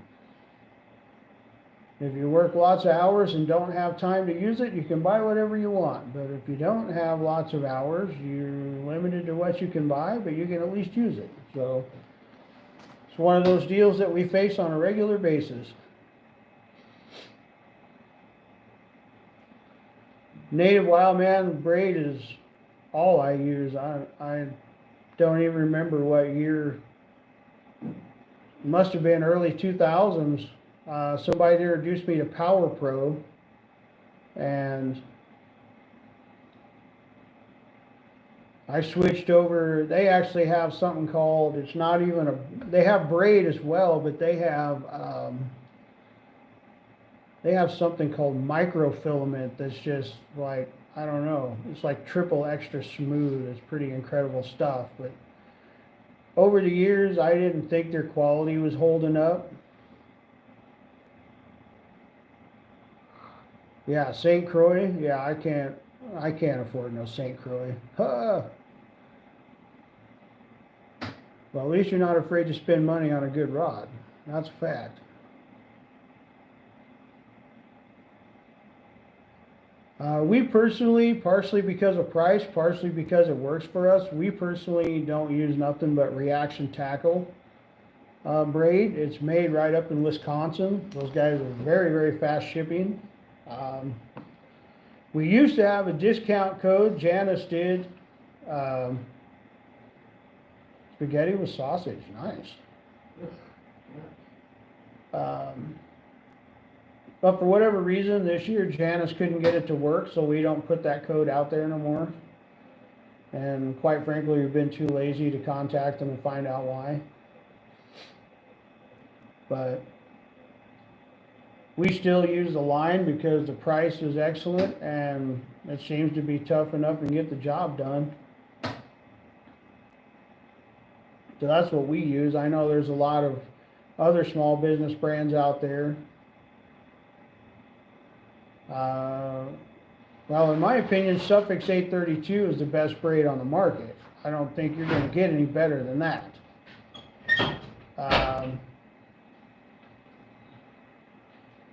But you're also not going to get a 1,000-yard roll for $50. Where, you know, if you go through, say, reaction tackle, we usually pay anywhere from $50 to $60 depending on what weight we use. Like on my bigger pins and my bigger Abu 7000s, I use 100-pound line. And I want to say it's like 50 or 60 bucks for a 1,000-yard roll of that. So, like, I don't think you're going to beat that anywhere. Because it seems to be strong enough and get the job done, so. Says here we got 23 likes. Mine says 24. That's even better. I like yours better. St. Croix Mojo. I have never used a St. Croix. I see them a lot.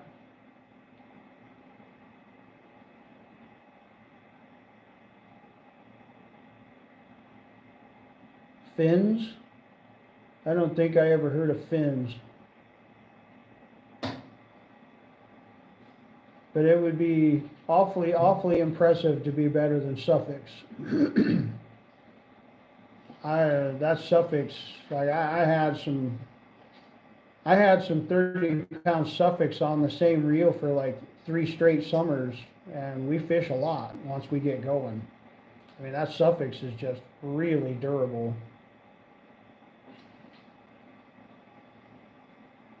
I never tried a St. Croix. There's a guy in Lincoln, drawing another brain dead here. What's Peter's bait shop? He buys from us and I can't even think of his shop. Wolf Tackle. Wolf Tackle over in Lincoln, he's a St. Croix dealer and he advertises that stuff a lot. But when I go in there, I'm primarily a catfish guy, and so he also is a dealer for a local brand of rod called Mondo Cat, which is, I really don't know that you're going to find a better rod than Mondo Cat. Like, those things are, I don't know, they're precision engineered. How many tumblers do we have? 1 or 2? We got 1 or 2 left. I don't know, check out back in chat. Speaking of tumbler, Michael, we actually keep a variety of things on hand. The only thing on hand that we're an actual dealer of that's mammoth is our 30-ounce tumblers, but we have other stuff as well. We have 10-ounce wine cup or coffee cups. We have 12-ounce wine tumblers. If you got a little grandkid that uses sippy cups, we even have a sippy cup on hand. We got koozies if you're into 12 or 16-ounce cans. If that's something you do, we also have koozies on hand.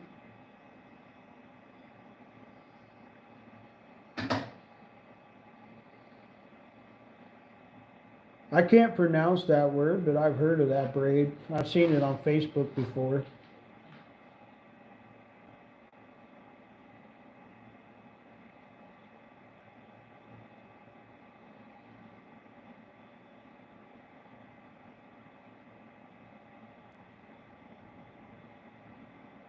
ocean line.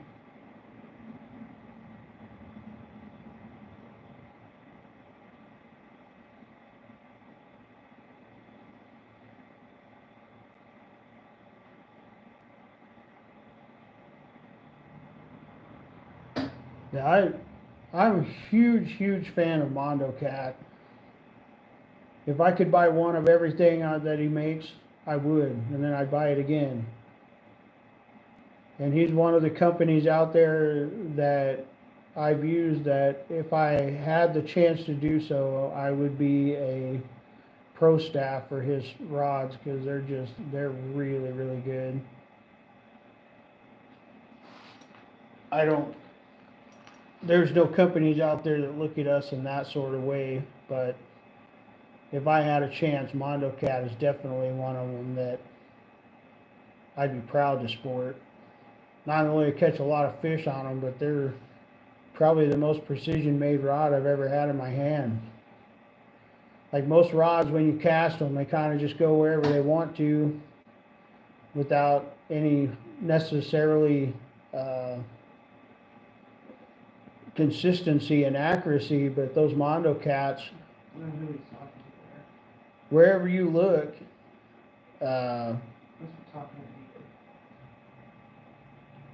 he's talking to Native Wild Man about fishing line.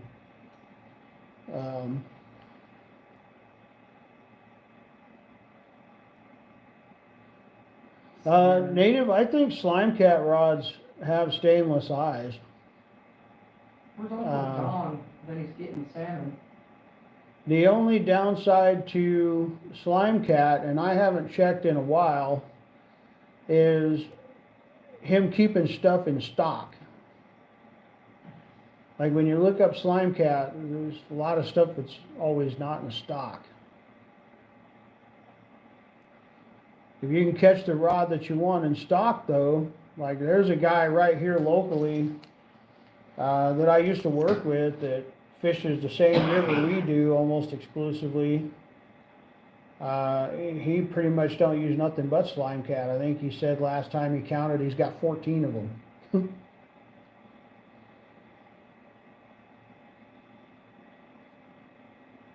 See, I like stainless eyes. I mean, ceramic is nice too, but I like the stainless eyes. They tend to be a lot more heavy duty. You can throw them at the wall if you want to, and you don't have to worry about them breaking. Like, stainless is good stuff.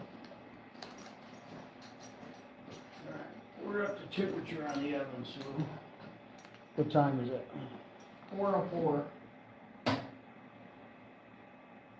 About 5:15, we'll take those out.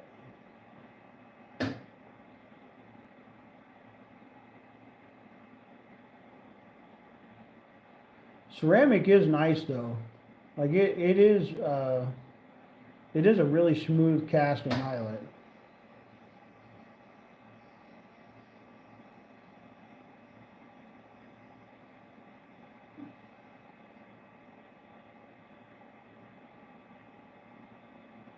I don't remember if Derek's sells Slime Cat. I cannot remember, but I know Fester's up here in Beatrice, which really ain't that far from you. Fester's carries Slime Cat rods. They seem to be pretty much identical to a Mad Cat. They just have a lot more limited selection is all. But otherwise, they seem, you put a Slime Cat and a Mad Cat side by side, they look identical.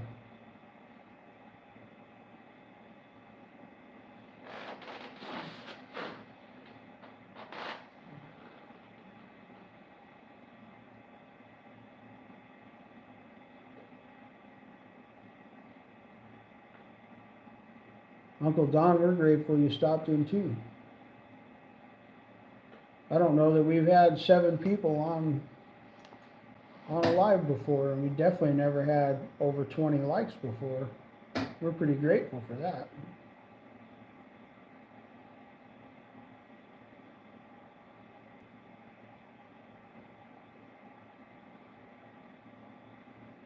But we're gonna jump off of here. We got some other stuff we gotta going on here, and those rod holders ain't gonna be done for over an hour yet, so I might have to throw pictures of those out on Facebook.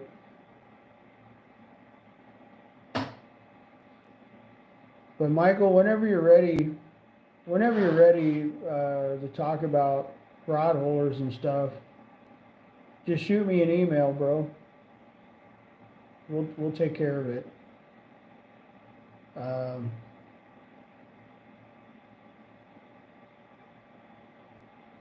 Thank you guys for stopping in and hanging out with us for a little while. Thank you, Don. That means a lot.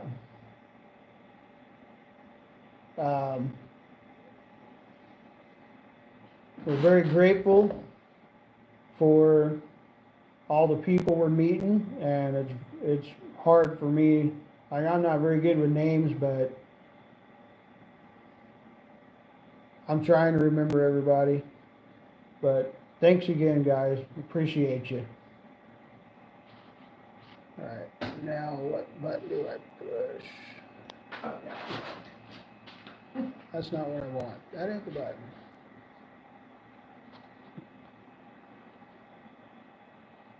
Oh, right there. Okay.